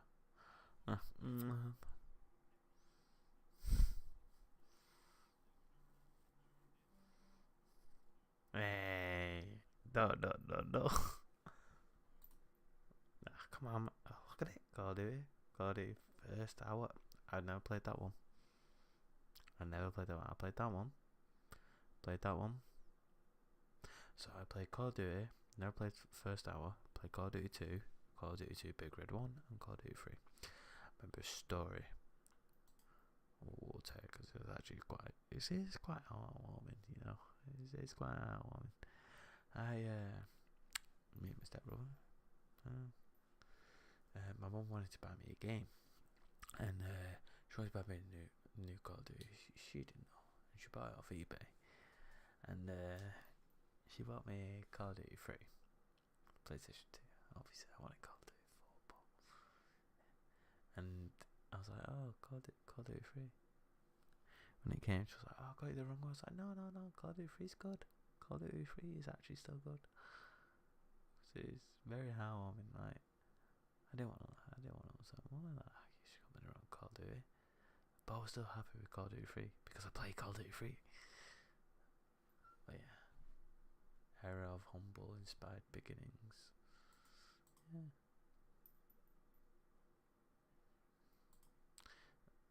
There it is.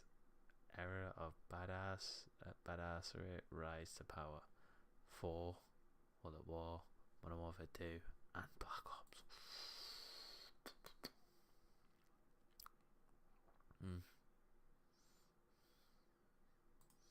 Modern Warfare 3 goes The Outlier.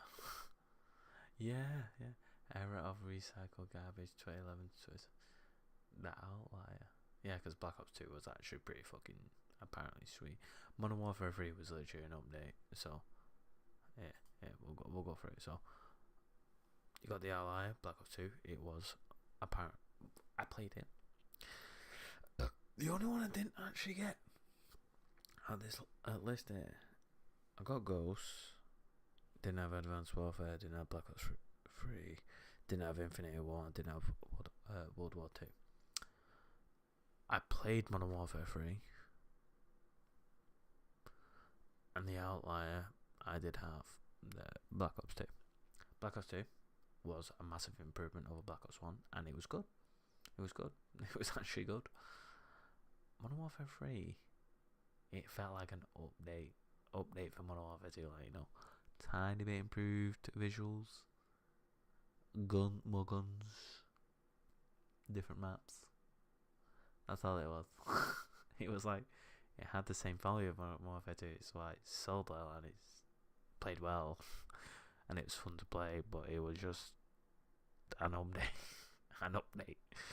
So say Modern Warfare 2 was 1.0, Modern Warfare 3 was 1.2, or maybe 1.5, maybe no 1.5. Modern Warfare 3 was 1.5.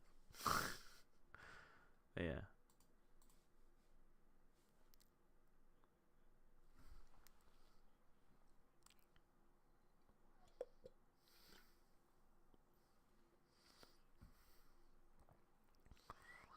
Yep.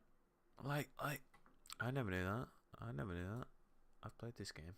I never knew it showed Indonesia 1937 of Japan invading Indonesia. Shit. Don't forget Midway or whatever. What Pearl Harbor was 942. Ooh, that's Pearl Harbor. That's Pearl Harbor 1941. So yeah, I was gonna say Pearl Harbor was 1941. That's when Americans, and it was showing the Japanese in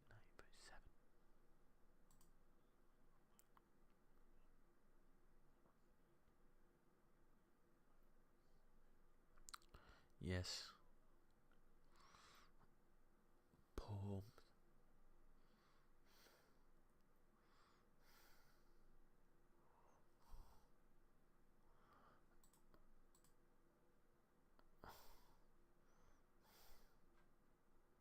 If I want, yeah.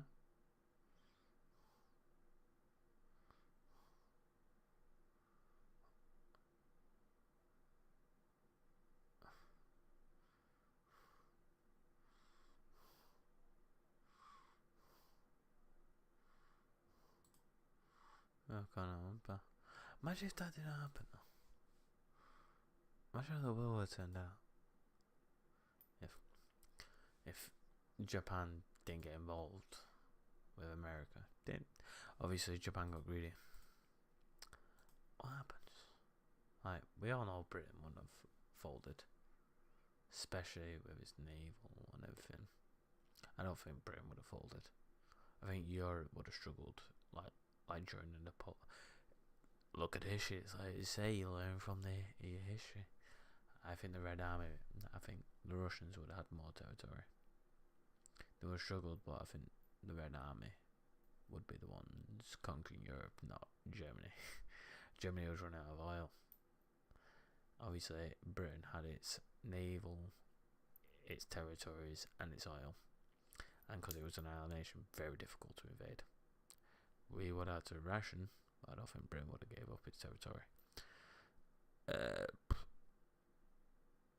The other Europe, yeah, I think it would have. I think the war would have lasted longer. In Europe, would have lasted longer. I think Japan would have a lot more of China. Especially if they didn't aggravate the Americans in any way. If they would have just kept themselves and not poked the bear. In this case, the American industrial bear, who can pump out fucking American tanks. What is it? The AA tank or whatever. No, what's the fucking American tank called? World War II. Sherman. The Sherman. I remember. The Sherman tank. So is that what they say? One Tiger tank or Panzer tank is worth 4 Shermans. The Americans pumped out 5.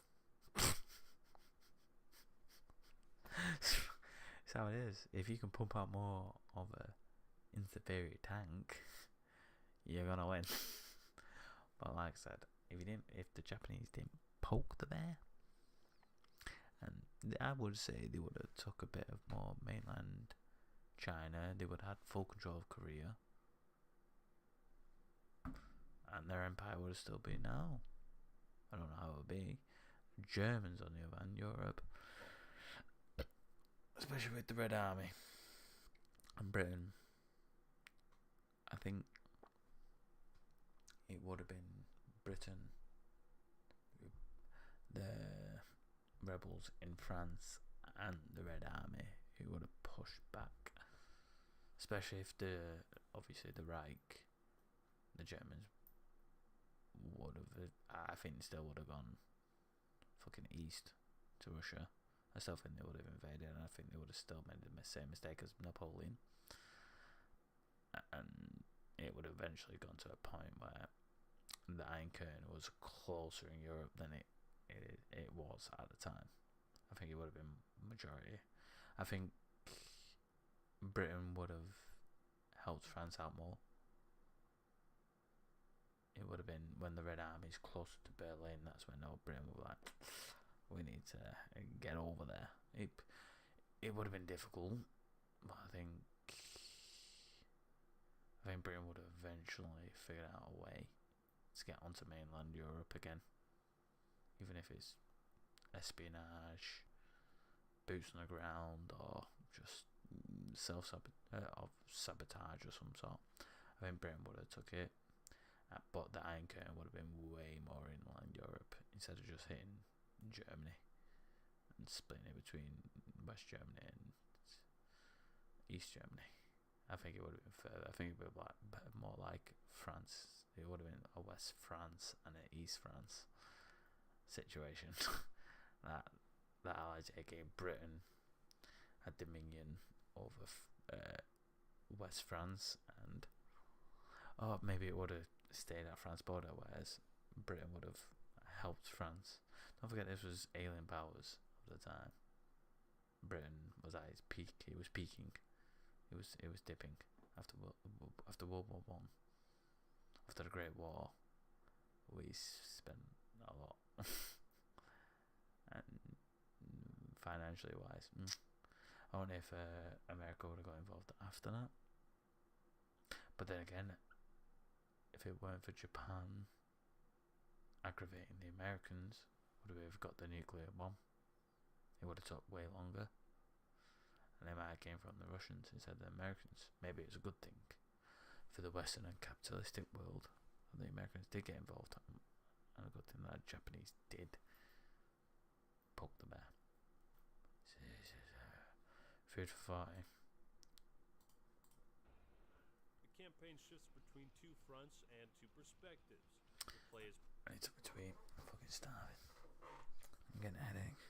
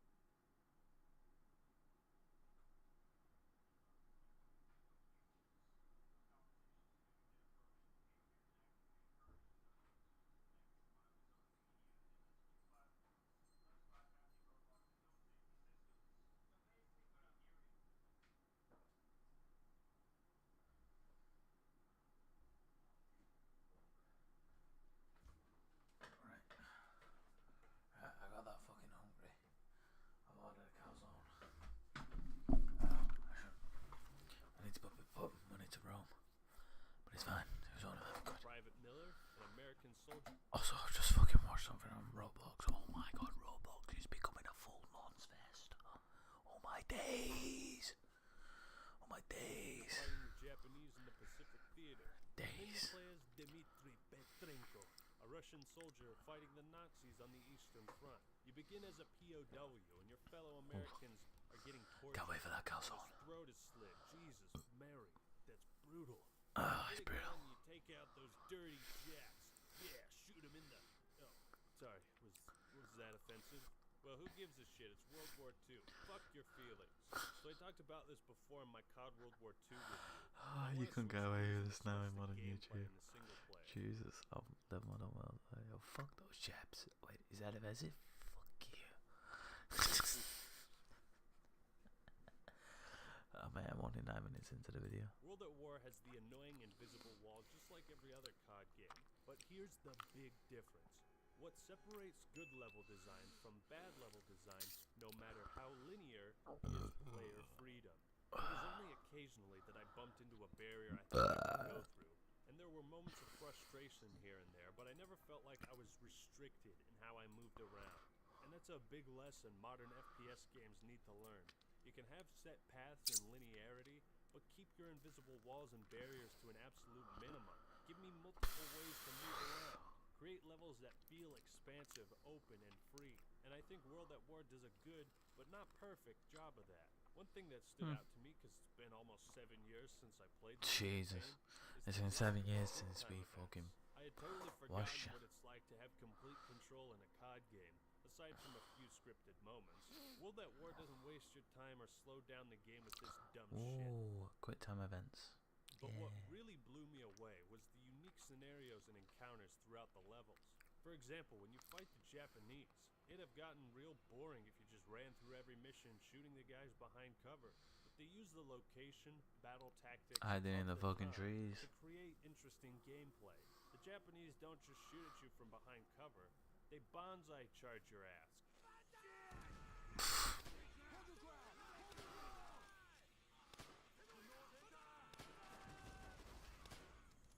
Kamikaze their planes, play dead, set traps, and ambush.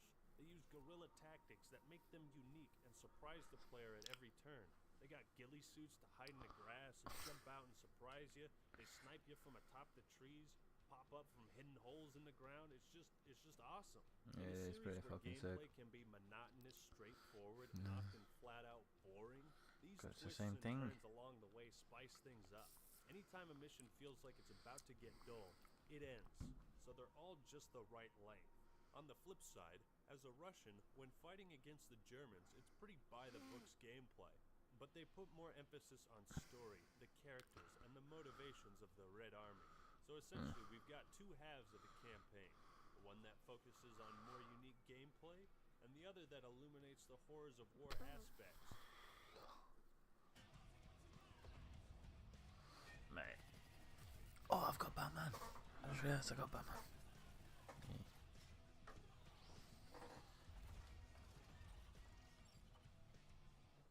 I've still got 2 beers left. But they're getting warm. They're warm. They're room temp. They're room temp beers. Ended.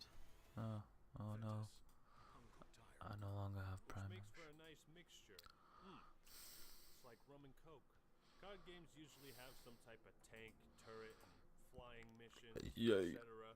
But now here's another example.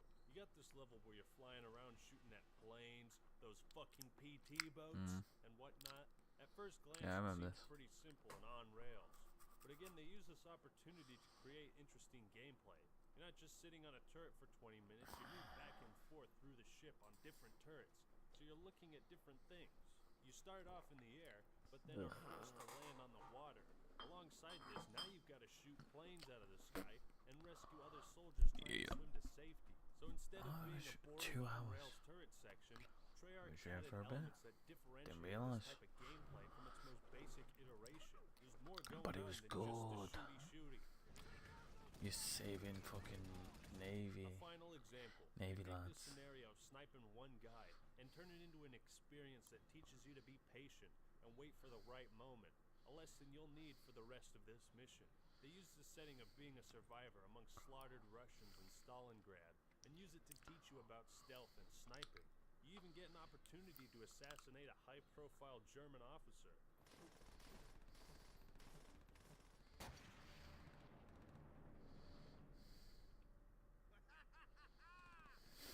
Now that's a sniping mission done right. Fucking red stop. Gameplay in a nutshell. It's exactly what you'd expect from a COD game, with all the cliche types of levels. But at the same time, it totally surprises you. What? Whether it's with the story or the unique mechanics / gimmicks, World at War is just a blast to play through. And with all the COD games out there, with how many years it's been, that's saying a lot. Oh yeah, and the shooting feels great too. Something about these old weapons and being harder to hit your targets than normal, it just feels right. I know I hit markers. It's World War II, and the guns are kind of shitty. But it's a good kind of shitty. It's a rugged shitty. It's a rugged shitty. Never thought I'd say those two words together. Well, neither do I. Quick note, I really don't like seeing hit markers in single-player campaigns. Yep. Reason being, I want to be immersed in whatever it is I'm doing. Now, if I see a little marker in the middle of the screen that tells me I killed somebody, that takes me out of the game. Without hit markers, you become a much more thorough player. You play more carefully because you never know when it Yeah, because you don't. Yeah, you don't know when you actually got the fucking kill. The hit markers. Called it. A stand, or if you didn't blast enough holes in him to finish him off. And hit markers take that exciting feeling, the tension, the immersion, and the fear. I'll probably away not from play the Battlefield game in a small the rest of but tonight. I'm not noticeable gonna way. lie. The soundtrack of the Meds single player pounding. is I need a really calzone. good. And let me tell you, I don't often remember or listen to Call of Duty soundtracks outside of the game, but this one stuck with me. You got real somber, unnerving songs that slow things down and give you the chills. I never heard the playlist.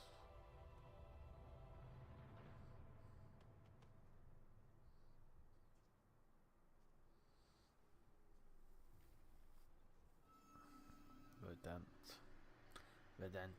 Chills. Ooh, I got the chills, boy.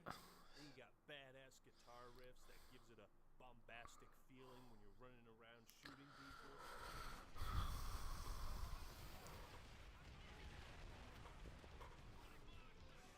Huh?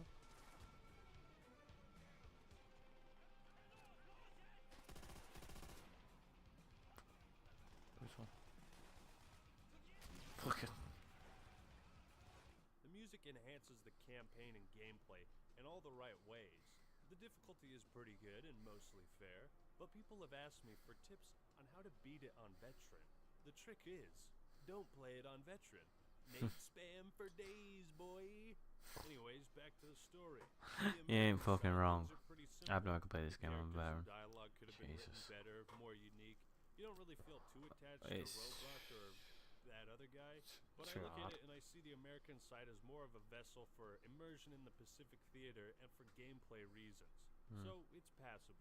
The Russian side of things, goddamn, is it brutal. The game really dives into the Russian perspective, how they view the war and the Germans, and Viktor Reznov is just a beast. This side is all about pushing into Goddamn the Victor Reznov. The heart of the Reich. Fuck the Reich. Our sickle. Fucking love Victor Reznov. But mother Lasha, you're just some soldier who's been left to die in the middle of Stalingrad, but you cheat death and link up with Reznov. Dmitri Petrenko, I saw this man cheat death, time after time at the siege of Stalingrad. Imagine being able to build anything. Ugh. I thrown a fucking bombastic advert. The heart of this army cannot be broken. It makes us all proud. The overarching plot and story is simplistic, gets the job done, but more importantly, it serves as a way for players to imagine and experience war themselves, and think about the decisions soldiers had to make back then. Yep. Keeping in line with that Tim O'Brien quote, World at War doesn't romanticize these huge Nope. conflicts. The game is not so much worried That about train go whether you're boom in rooting World for War the II. Americans or not. Its only goal is to depict these battles in the most grounded yet brutal way possible. It has balls. When you wake amongst piles of dead and you see Germans shooting the survivors, you're like, well, shit, that's fucked. When you're creeping through the jungle and one of your fellow soldiers gets hung in the air and explodes, wow, well, that's fucked up. And these moments are scattered all throughout the campaign. From the Russian Madness. perspective, you start off with the goal of just surviving. Like, that's the point. It was gritty, brutal.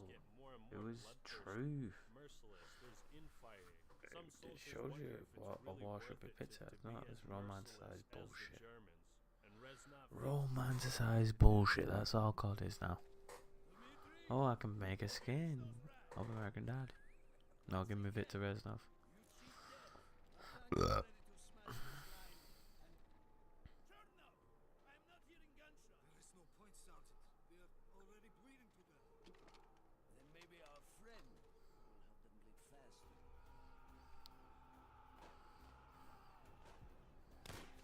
Cool. You as a player understand you gotta end the Nazi regime, but that doesn't excuse what the Russians are doing. Well, yeah. Killing men who surrender in cold blood. Yeah, Geneva lighting them on Convention. fire, it's just messed up, man. And it's brutal. The observant player will notice these moments are shown more and more often the farther you get into the heart of Germany, and they're not always in your face. My advice is take your time and look around. You might see something interesting. So the story carries a certain weight, a feeling of how war changes people. Reznov is proof of that. Which do you think will lead us home? Writing about this war or fighting it? No one will ever read this. If you lack the stomach to kill for your country, at least show me that you are willing to die for it. Dmitri! Someone should read this. A few years ago, I took several fiction writing classes, and one thing we learned is that violence, gore, sex, drugs, all that taboo, controversial material must serve a purpose to a story. If it's just there for gratuitous sake, then it adds nothing. World at War doesn't fall into the hole of violence for the sake of violence. You shoot some dude's legs off and watch him writhe in pain. It gives you the shivers. That's war. It's messed up. The level of gore, blood, and How old violence was I when I was is playing this? perfectly in line with World 2008.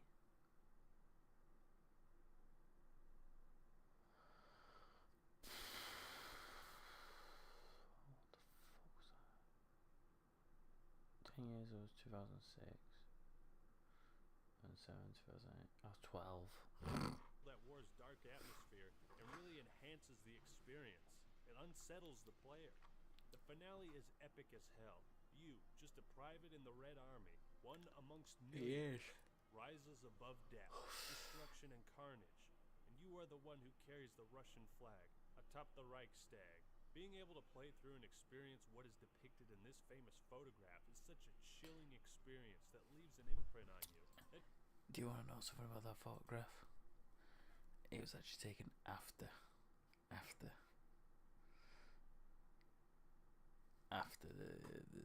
the siege, way after, and pretty much they wanted to depict it, so it was propped up. It was staged.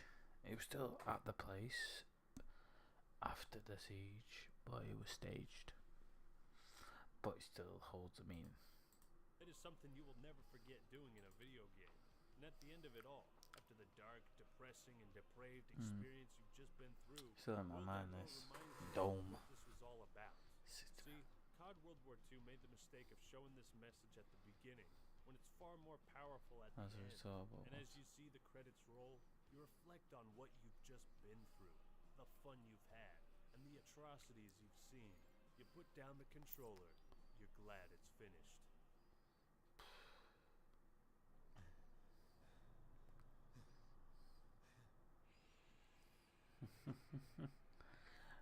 the thing that started it all. Nazi zombies. Called it Nazi zombies. It weren't just called COD zombies, it was called Nazi zombies.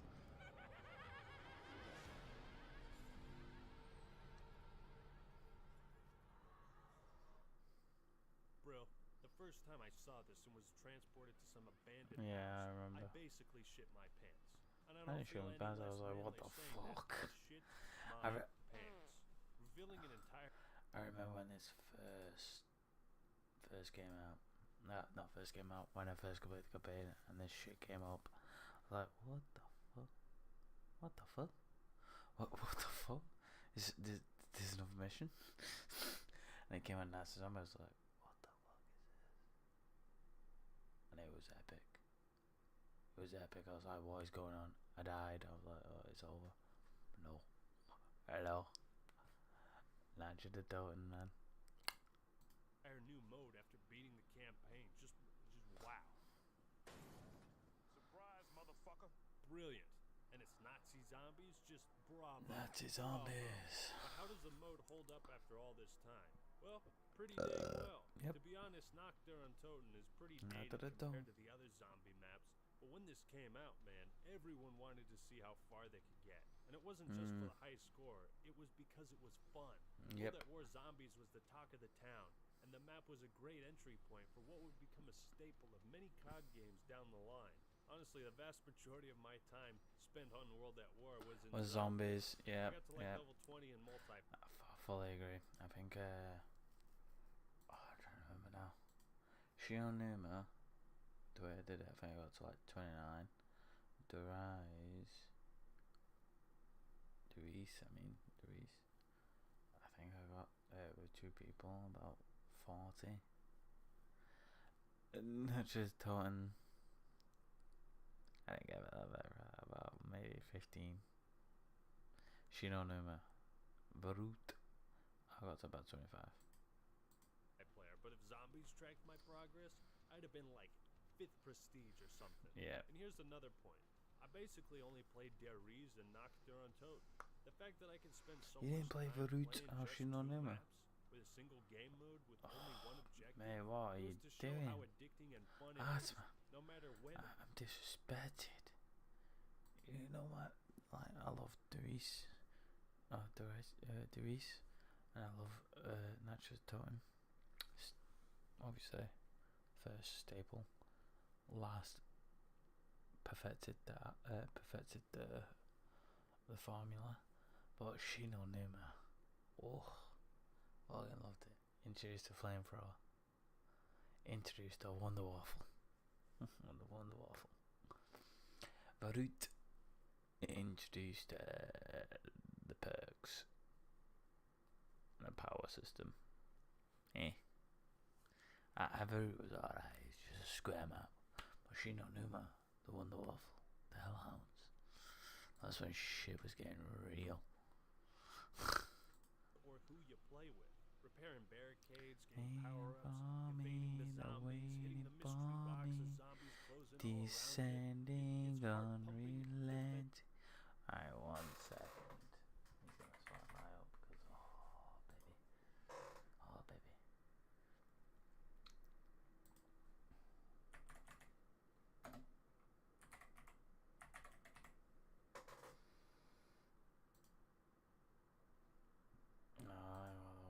Thing. Okay.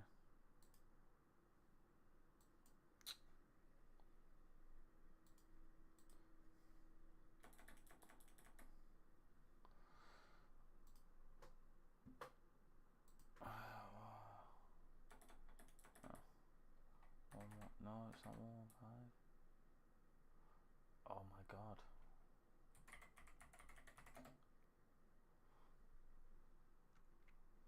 Alina Sigmund. Alina.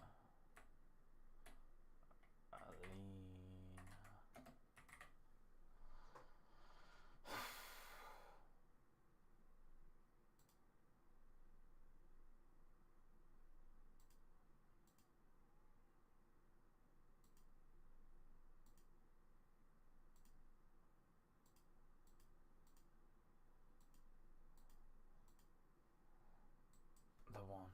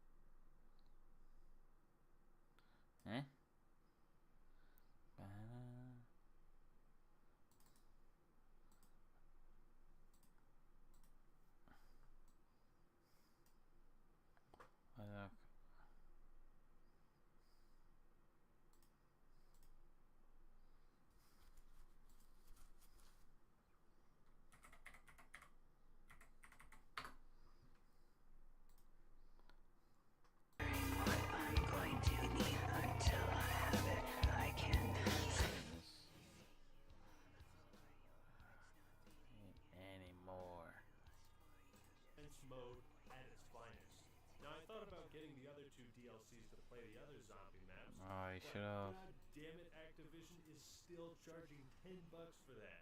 Dude, that's what I paid for them like 8 years ago. Just make them free. Come on. And one thing to mention is Zombies was so freaking cool, due in large part to its characters, who were funny, well-written, and just plain old silly. It's my intense love for these old zombie modes and maps that makes COD World War II's take on it so disgusting in my mouth. Because the newest game rips away that option of repairing barricades, fortifying your position, holding out to the end. It forces you to run around and do stupid shit, but that's never what made Zombies good. What makes it fun is the simplistic pleasures. When you know you can use a self-revive or call in a nuke because you paid real money for loot boxes, it takes away every drop of intensity this mode has to offer. Zombies didn't try to scare you by offering jump scares at every fucking turn. It was scary because you were holding out. You didn't know when you were gonna kick the bucket. Nazi Zombies at its core is just about surviving as long as you can, in any way you can. And all that excessive, useless shit, all those extra mechanics and 77 quests like it's goddamn Skyrim, it's unnecessary. It doesn't need to be so structured and linear. It's funny to think about how much Nazi Zombies has influenced the franchise since World War man, I. it was so Hell, good. it's got a whole treasure trove of lore and stories to tell with it. It was like an experimental mode that could have just been a one-off gimmick if people didn't like it. But it blossomed into a core part of the Call of Duty experience. On the multiplayer side of things, I confess, I really didn't play much back in the day, which I 100% regret not doing because the player I'm not gonna lie. populations are so low, you can basically... I'm not gonna lie, man, you missed out, mate. You missed out. I understand COD 4. Chef's kiss. It was fun. It was fun. You missed out. Only find team deathmatch games, but I was able to host some custom game nights and play all sorts of modes on all of the maps. Now, COD games have always had that one thing that is super overpowered and people hate it. That one thing is the MP40 and bouncing betties. But aside from that, the game is pretty balanced and fun. Shotguns and snipers. I remember. I loved the MP, but it was a cheese gun, but I fucking loved it. And I loved the trench gun. Bouncing base, fucking. When I used to do 1v1 on Castle, oh my days. Me and my mate, Danny, walking out. Like, he would plan them bitches everywhere. Especially at the top of the tower on Castle. Fucking hell. The map that is literally on now. My god. I wanted to kill him. I wanted to fucking stab him. Because I'll be climbing a ladder. Going around the corner. But it was good. Best map for no scoping, quick scoping. Dome. With that 30 cal sniper. Ooh. I remember before I went on holiday to Spain when I was younger. I remember me and my stepbrother fucking bashing the shit out of this 1v1 split screen. Cheated. But still fucking lost. It's good shit. Are a bit harder to use correctly. Hit detection seems a bit off, but maybe that's the lack of strong aim assist. Class customization is fantastic. You've got so many options it doesn't feel overwhelming, but there's enough here to really mix and match and experiment with a bunch of different builds. Where World at War really shines is in its maps. You've got a pretty much perfect variety in terms of design, size, layout, and visual aesthetic. Dome is one of my favorites because it's basically Nuketown before Nuketown. Yeah. Then you got Cliffside, which is just a perfect map for long-range encounters. We played all sorts of crazy, stupid game types like free-for-all shotguns only, snipers only with no zooming. And it was such a blast because the game is simplistic at its core. There's no unnecessarily complicated customization, ridiculous kill streaks, or absurd mechanics. It's just good, simple Call of Duty greatness. I talked about map design a lot in my World War II review, and I'd like to elaborate on that. See, I gave that game a lot of flack for having only 3-lane maps. And truth be told, most FPS maps are 3 Yeah. This you need to have a few 3-lane maps. Now and then, branch out. lanes, or a variation of that. But here's what you gotta remember. The most important thing newer Call of Duty games need to understand. There is a difference between having a 3-lane map and a map that forces you down those 3 lanes. What do I mean by that? Well, sure, World at War has plenty of maps where the action goes down 3 paths or lanes. However, you have so many options to move around, vertically, side to side, underneath. So many directions to take that you don't feel confined to 3 lanes. To that Now, one. here's an example. The map Macon. Macon Bacon. Sure, it's got 3 general paths to go down, although you have this area below the docks, and you can run down that instead. This And map we've got causes me so Dome. much stress. Very small map. It gives the player plenty of options. It has elevation, bit of low ground, and no matter where you are, you can always cut through the middle. And it's a tough thing to explain and show it to you, but it's something you feel, and that's what's important. I felt like I had freedom no matter what map it was on, no matter how big or small. World at War takes all the best elements from COD 4 and adds them here to not only build off of COD 4's formula, but put a unique spin on the World War II era. I said this at the beginning. One last thing to mention about those 3 eras of COD games I talked about, the franchise was at its best. It had the most positive reception in this era, and I think I know the reason why. Because Call of Duty was providing both new and old to fans of the series. You have Modern Warfare, a more modern take on Call of Duty, and you had World at War, then Modern Warfare 2, then there was Black Ops set during the Vietnam War. You see the pattern here? At this point in COD's life, even though they were creating a new game every year, there was something for everyone. If you didn't enjoy the more modern games, well, you had World at War for that old school charm, and Black Ops 1 as a nice in-between, a fresh take on the Vietnam War. I'm gonna chill outside a little bit. The World War II sitting, you had because, well, I need to, because my pizza's on its way. So I'm gonna chill outside with a bit, a cigarette. I'll be back in a few. Wait, my pizza. Shit. I don't want it to fuck me up. I don't want to wake up and fucking people.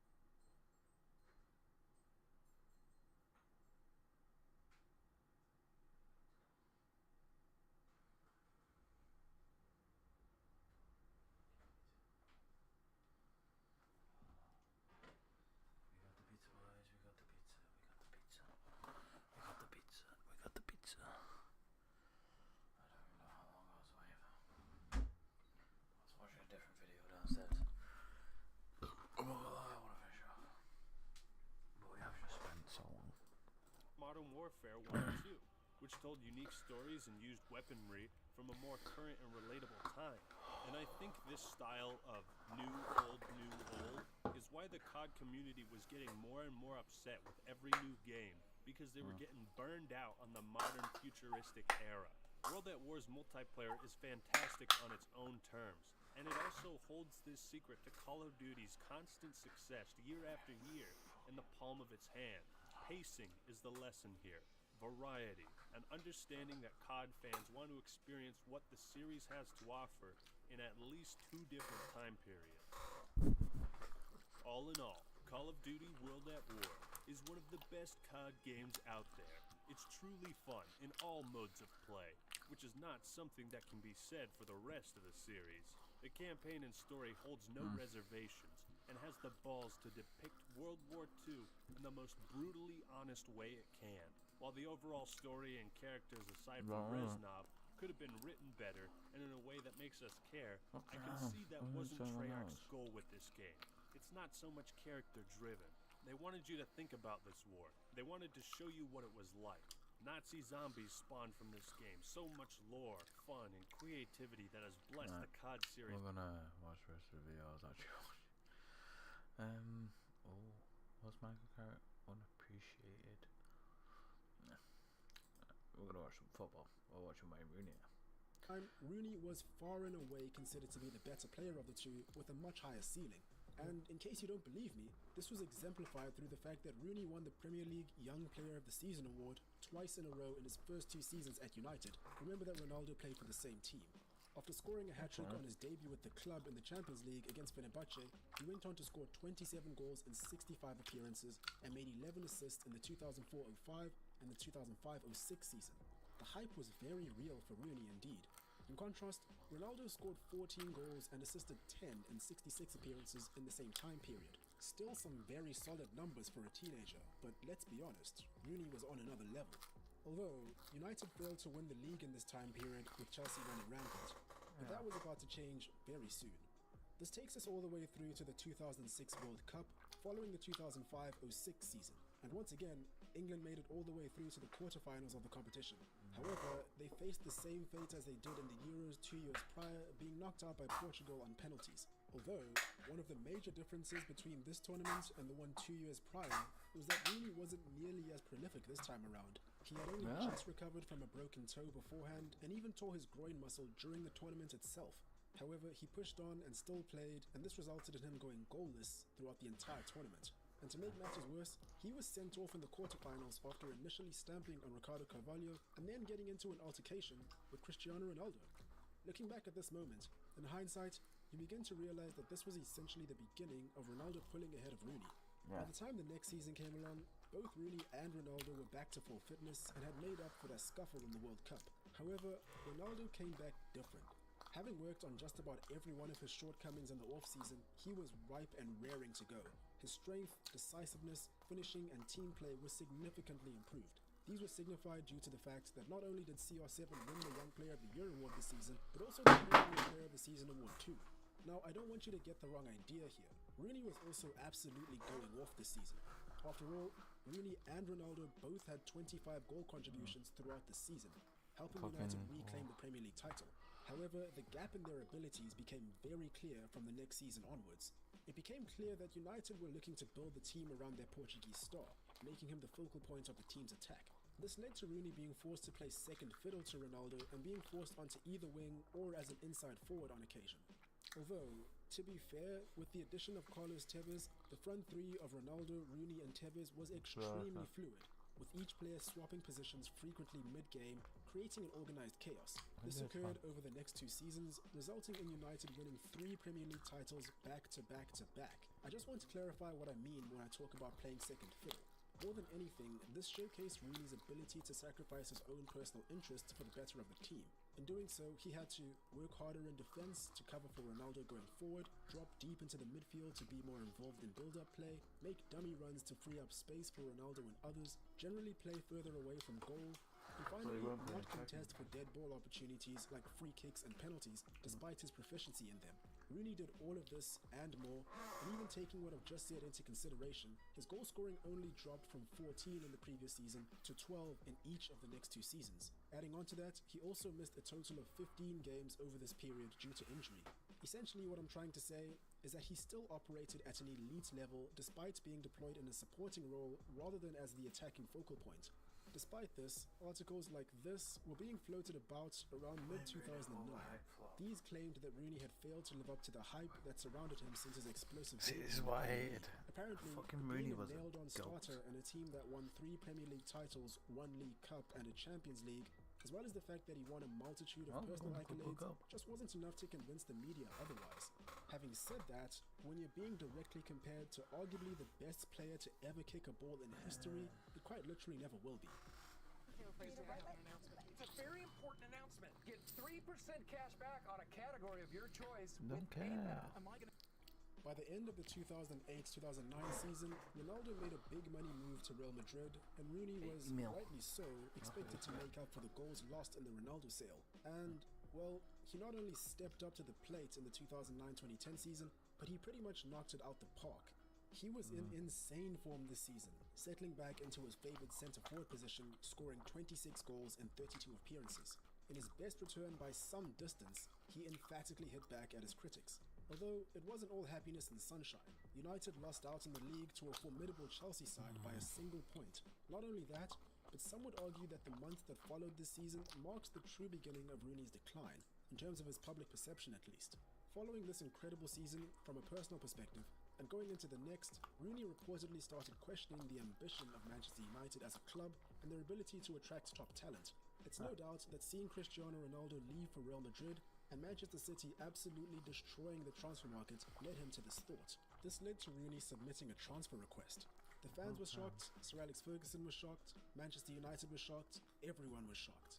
Rooney also refused to sign a contract extension for this reason. Although he gave assurance that he wasn't speaking out in search of higher wages, many were left unconvinced. This is especially considering the fact that he signed a new 5-year contract for the club only 2 days after making his claims public. What's more, his contract was said to be worth double what he was previously being paid. Strike one. Over the next 2 seasons, service more or less went on as usual as United reclaimed the Premier League title. Rooney claimed 11 goals and 11 assists this season, with one of those goals being this match winner in the Manchester derby. The overhead kick. I'm trying to think of a way to describe it, but I'm struggling to think of one. Peter, can you help me out here for a second? Cheers, mate. And in the next season, despite Rooney achieving his best goal-scoring season to date, scoring 27, United ended up losing the league to City on goal difference. This prompted the purchase of Robin van Persie before the 2012-2013 season and meant that once more, Rooney would be forced to play second fiddle. Although this time, he was deployed in a deeper, more central role as a roaming 10. Despite the fact that United won the league yet again, Rooney was in the headlines for all the wrong reasons once more. At the end of the season, Ferguson stated that Rooney had submitted yet another transfer request due to lack of playing time, a claim that Rooney later refuted. Whichever version of the story is the truth, it doesn't really matter at this point. The damage was done. And seeing that Rooney signed a new £300,000 contract renewal only a few months later, made the fans even more wary of Rooney's retelling of the story. Strike two. In the years that followed, Ferguson would retire and United would enter manager roulette, shuffling through David Moyes, Louis van Gaal and Jose Mourinho. All the while, one of the only constants throughout this entire period was Wayne Rooney. He was even named as the United captain following the departure of Nemanja Vidic in 2014. However, to the surprise of just about everyone, Rooney endured one of the steepest physical declines in recent memory. Somewhere between 2014, where he was still only about 28, and 2016, it seemed as though his legs just weren't up to par anymore for Manchester United. This eventually led to his United exit in 2017, having spent 13 years at the club. He was only 31 years of age at the time. He later went on to return to Everton briefly and then joined DC United in the US, then returned to England as a player-manager for Derby County. This culminated in his eventual retirement from football altogether in January 2021 as he settled into life as a full-time manager. Okay, that was quite a bit of information. Let's take a short perception break. Okay, that should do it. Given all of the information laid out in this video, let's attempt to tackle the title of this video directly. So, is Wayne Rooney underrated? Yeah. Yes. Yes, I believe so. Yes, There massively. are several reasons for why I believe this to be the case, many of which I've already noted in this video, but let's summarize them real quick. He sacrificed personal glory for the good of the team on several occasions by playing in supporting roles and still putting out elite numbers. He showed his astute versatility by adapting to several positions based on the need of the team. For the most part, he flourished when given free rein to be the focal point in attack. He bullied grown men as a teenager. And finally, if you don't believe that he was anything but elite, just take a look at this man's achievements. And like I've already said, stats and awards aren't the be-all and end-all of rated players. However, with numbers like these, it's really hard to argue that they don't paint a telling picture. Also, in the interest of being balanced, let's also outline some of the reasons for why many believe him to be overrated. Some of which I actually agree with, by the way. First things first, he wasn't the main man in really any of his title-winning seasons with United. Having said that, an argument can be made for the 2010-2011 season, but even then, the team was quite balanced, with Berbatov, Chicharito and Nani all playing significant roles. Regardless, I've already addressed why I don't believe this makes him overrated. Let's not mistake his selflessness for underperformance. Next up, he underperformed for the England national team in crucial moments. This one I can agree with. Yep. I mean, it took him 3 World Cups to register his first goal ever in the competition. Other than that, apart from the 2004 Euros and World Cup and Euros qualification rounds, he didn't really deliver on the expectations laid out in his early career. His physical decline was incredibly rapid. This one I can also agree with. This was likely due to a combination of playing over 120 professional games before he even turned 20, a range of injuries which made him miss a total of 83 games over his career, as well as his often aggressive playstyle. And the fact that he didn't see the need to condition his body in the gym definitely added to his lack of longevity. Finally, he publicly spoke out against Manchester United on a few occasions and was rewarded with new contracts that doubled his wages each time. And while this is definitely a damning strike on his public image, it has nothing to do with his performances on the field, which was still very good following these debacles. Therefore, I see no reason to include this as a reason for him being overrated based on his playing ability. If we wanted to tackle his public image, that's a debate for another day. Overall, Wayne Rooney was a remarkable player. Could he have achieved more? Sure. But the same can be said for Ronaldo or Messi. Yes, his life and career has been shrouded with controversy at certain times, but in my opinion, that takes nothing away from his stellar ability on the pitch. Simply put, Rooney was, and still is, an underrated legend. Yep. And there we have it. Fully agree. I'd be very interested to hear all your takes on Rooney as a player. He was an underrated legend. Unfortunately. When it was him again.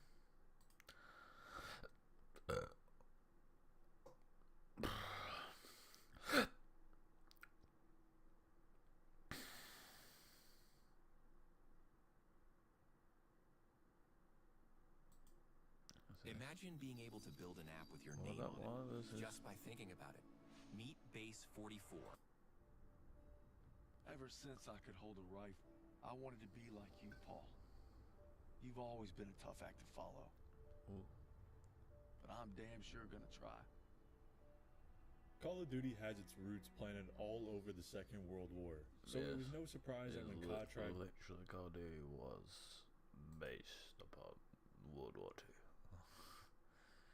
It's not that they've got the blueprint up. Hands all over it. They were literally born and bred. Returning to its former glory, that it went with another World War II themed game within 2017's Call of Duty. But way back before, about 9 years earlier, we had what was Call of Duty's send-off to the World War II genre and would not be woken for quite some time. Two different ways of showcasing the brutality. World at War being more terrifying and down in the thick of it all, while World War II was more noble and heroic. There's so many differences between the two, so why not just pit them up against each other and explore their campaigns? Because one was a bag of dicks who Hollywoodized. Well, I just threw it into the Hollywood Turner, Turner. Well, it's Hollywood film now. Whereas what it was literally just brutal and gritty. Well, just saying. We all know the reputation of this game. Everyone, regardless of playing the campaign, knew that this game had a darker presence. It's unique to World at War. We haven't seen another COD game presented in such a chilling way. Some come close with their deep and impactful storytelling, but none can say they were unsettling all the way throughout. You take a look at every single level and all have something about it that will add to its dark reputation. Instead of focusing purely on our main cast of characters, they are mostly there to drive the events happening around us on a much larger scale. A lot of times you'll see a Marine in the Pacific wielding a flamethrower and burning out a lot of the screaming Japs. Other times you'll be seeing those Marines get ripped to shreds. All this wouldn't be proper without the gore system they have in place, ensuring you'll see some limbs getting blown off. Most likely, you will be the one doing the damage yourself. This dark storytelling presence is very crucial in displaying a more authentic experience of the war, which is where Call of Duty World War II lacks. Maybe it's more catered to the time it was released, or maybe they just wanted to go a different route in how they tell a story here. But surely it wouldn't have hindered the experience and instead been a more well-rounded game. They do have a gore system, but it's not as good and can be random on what limbs get torn apart. It does make for good cinematic moments such as the D-Day beach landings where you did witness lots of gruesome things done to the human body. These were the cutscenes. I didn't feel this presence at all during the gameplay. There would occasionally be scenes dispersed throughout the campaign that showed the brutality. On the mission Death Factory, you will encounter a few graphic scenes. This pilot that ejected from his plane, but despite his efforts, was caught dead and stuck hanging in a tree. The context of what's happening around this time is that you were recently just hammered by artillery and separated from the rest of your platoon. You're surrounded by the remains of fellow soldiers and find yourself lurking around this dense forest trying to find them. That's when you stumble on this pilot. Now advance forward a few minutes after sneaking through some enemy lines and you'll see yet again another horrifying display. It's pre-setup. No!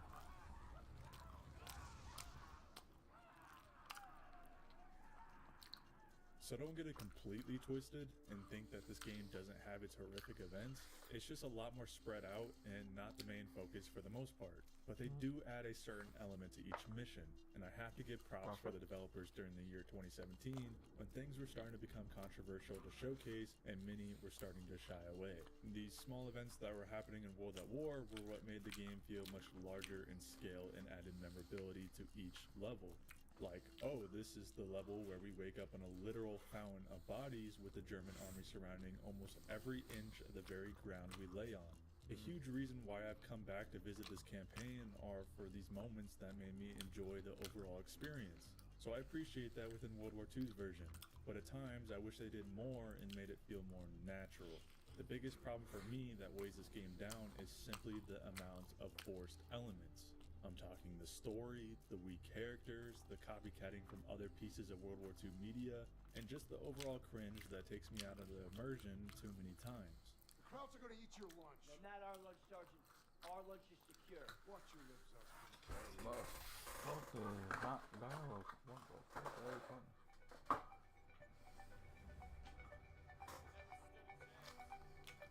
A campaign is mostly carried by story while being pushed along by gameplay and level design. At times, I didn't know how to judge World War II. The missions certainly had variety and were always fun enough to me.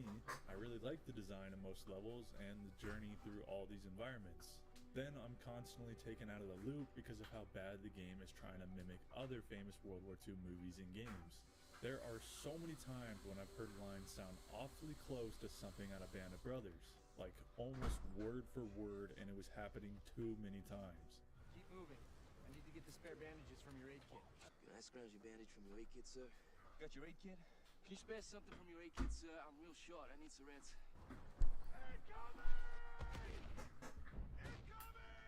I feel like these are lines that are forced out there for the sake of appealing to fans from the World War II genre.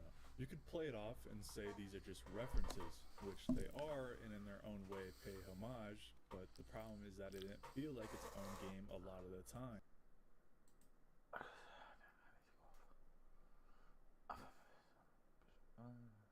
Finish this video. Sure, plenty of things will cross over, such as the battles we're fighting in, but we're in a completely different perspective, and it should feel like that. My favorite game of all time is one called Brothers in Arms, and you could make a case they pulled from it too. The main character is nicknamed Red, and it stands out because of him being a redhead and the only person in the game with that feature. In COD World War II, our main character is also nicknamed Red, and then the cover of the game is also very similar to this piece of artwork from the same franchise. I could be reaching with some of that, but point is I had many story moments where I was taken out of the experience because of lines that came off as corny and trying to be something rather than itself. It was trying more than just referencing. It was trying to copy and made a lot of lines throughout the game feel forced. The characters are the same way. The only one I could stand was Lieutenant Turner and a little of our main character. Quit screwing around! We hit the State Theater at 07:30 tomorrow. Everyone else felt out of place, like this wasn't some of the worst moments of their life. I just didn't see that, except with Zussman and his short ending with being captured as a prisoner of war. Pearson is a bully and a pain for very terrible reasons. You see wings on me, Private? No, Sergeant. That's because I'm not your fairy fucking godmother! Zussman is alright, but has his moments. Ayala looks way too young for a veteran. It wasn't about right or wrong. It wasn't about survival. It was about family. Styles is too big of a nerd and doesn't ever really get shaped by the war. That's really my biggest point here. I don't believe this world of events. A lot of moments are incredibly dramatic and are hardly ever earned. On the very first mission, they make it seem like Zussman is going to die and makes a climactic moment happen when everyone barely even knows who this guy is yet. I got you! This grenade literally comes from nowhere. We can get down here! If you're going to kill him off to add to the casualties of war, then just do it and don't make it feel so grand. But if you are going to do it that way, then it has to be earned. World at War hardly ever did this. When it put characters on the line, it felt a lot more believable. Like this is probably how it'd go down and is realistic in a sense. Chernov got burned to death and the only reaction was that of the players and Reznov giving a heartfelt line. Dmitri! Someone should read this. That was it. You as the voiceless protagonist get to experience this moment and not much else detracts from it. A death that wasn't in a cutscene and you get to see firsthand. It puts more emotion in the moment when you get to look around. Advantage of this taking place outside of a cutscene. The execution was the most important part. No cheesy lines, and still the war felt like the driving force here, not the motives of characters. And this happened a few more times with deaths throughout the campaign. When taking a war this big in scale, you have to feel like there's more than just a few soldiers in your little circle. In World War II, you never saw any other men in the platoon led by Lieutenant Turner that is seemingly always around you and the same 4 other guys. What about everyone else? It'd be nice to give it the appearance that you're working as a much bigger unit and no more than just a few guys. There's very few times you talk to a side character. World at War isn't much different, but it does do it a little bit better. You're not surrounded by just the common soldier, but also officers who are leading and commanding a battle as it rages on. Those events of brutal warfare also give more opportunity to hear from side characters. We thought you were among the dead in the massacre at the square. He was. Among them, but not one of them. We're about to assault the communication post north of here. Good. Giving a little insight on their perspective and fleshing out the world around your main cast of characters. It is hard to beat a character like Reznov when you're comparing him to someone like Turner. The storytelling in World at War is mostly dominated by the Russian perspective. It outmatches what we get in the Pacific and is what will capture most people's attention. Starting from your homeland being invaded and millions of deaths occurring, there was a lot brewing from the very beginning with a common viewpoint in mind. Vengeance.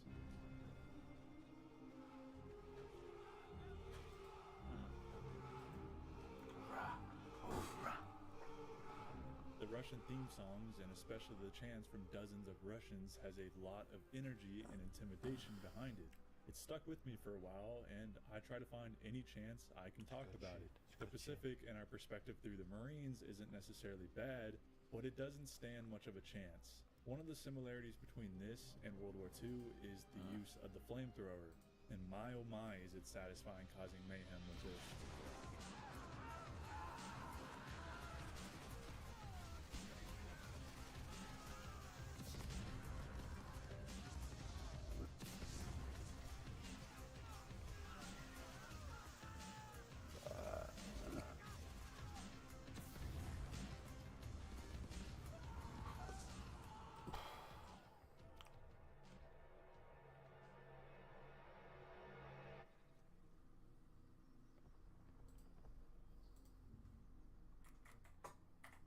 lot of you may not care to stand around and look at something. Well, not me. Sometimes a game's scenery will just capture me, you know? That's a strong suit of World War II here. Several times there is just something absolutely stunning going on in the background, and you can just sit around for a bit staring at it. These are details where it's going to add to replayability, not because it's more fun to get through, but it's kind of like a treat. Almost like climbing to the top of a mountain and then you get to soak in the view. Playing through all these missions and you get a little reward for your efforts. That's how I take it. It's not just the amazing backdrops though. There's also openings to missions where you can stroll around and check out all these soldiers going about their day before heading out on your mission. It's not as polished here, but it's going the extra mile when it isn't necessary to the progression of the game. World at War never had these moments. You're always jumping straight into a mission and there are no peaceful spots where you're surrounded by all these soldiers going about their business. I really rag on World War II's story, but the background and look of this game is where it really shines. Several different environments that are drastically different from one another. Fighting in a dense forest, the Battle of the Bulge, being a spy in German territory, the D-Day landings, and so on. It's never a dull moment when it comes to the environment variety here. And there's a lot in World at War II, but it does get held back by age and a lesser budget. You do go from two extremes though, being in a swampy, dense forest full of life and destruction, to then a forest full of dead trees and crumbling structures. You get to see the war rage on from two totally different perspectives. Fighting in the Pacific had brutal conditions, while striking into the heart of Germany had fierce resistance. Scenery is important in establishing tones and moods, but there's something else special about World War II that made it stand out for me. Anytime, anywhere. Alright, give him hell, boy! COD World War II was held up as the game to return Call of Duty back to its roots, meaning no more jetpack and futuristic games. What I thought would return is the feeling we got around the glory days during the time of Modern Warfare and Black Ops, but now with the coded World War II theme. What I didn't expect was for the campaign to go even further back and reach into old game mechanics that I thought would die with the classic Call of Duties. If we flash all the way back, before Call of Duty 2, we had no automatic health regeneration. It was done through health packs you found throughout the level. This returned in a very similar manner, where we had to use medkits to heal rather than sitting behind cover and waiting for you to regenerate. Now honestly, I love this mechanic. The game did still feel easy, but it adds more challenge to the gameplay as you are forced to be more careful with how you approach situations.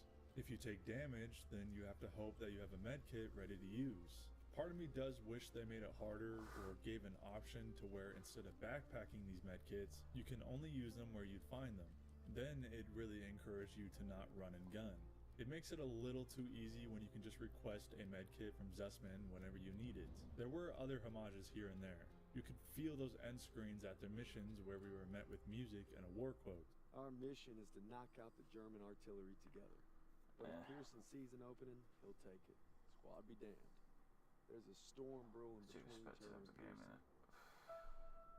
Sleep is the elixir of life.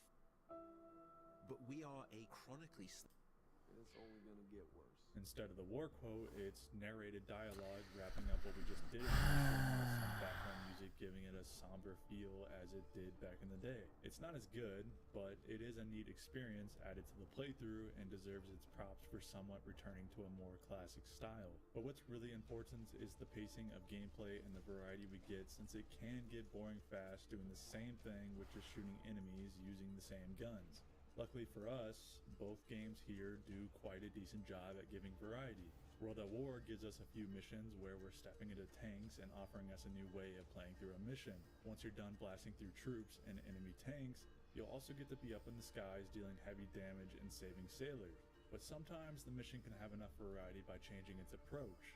Sometimes you're pushed into a stealth mission where you're using a sniper and must be patient. Another time you're told to pick up a flamethrower and commit great deals of arson. World War II didn't hold back and also gave similar options. Its tank mission was short-lived and not as exciting, but it's enough to switch up the pace. Instead of being a gunner on an airplane, now you're flying one. amongst dozens of others and getting into dogfights. You'll get situations where the approach is switched up, such as the mission where you get to be a spy and have to play a little bit of a memory game with this fake identity of yours.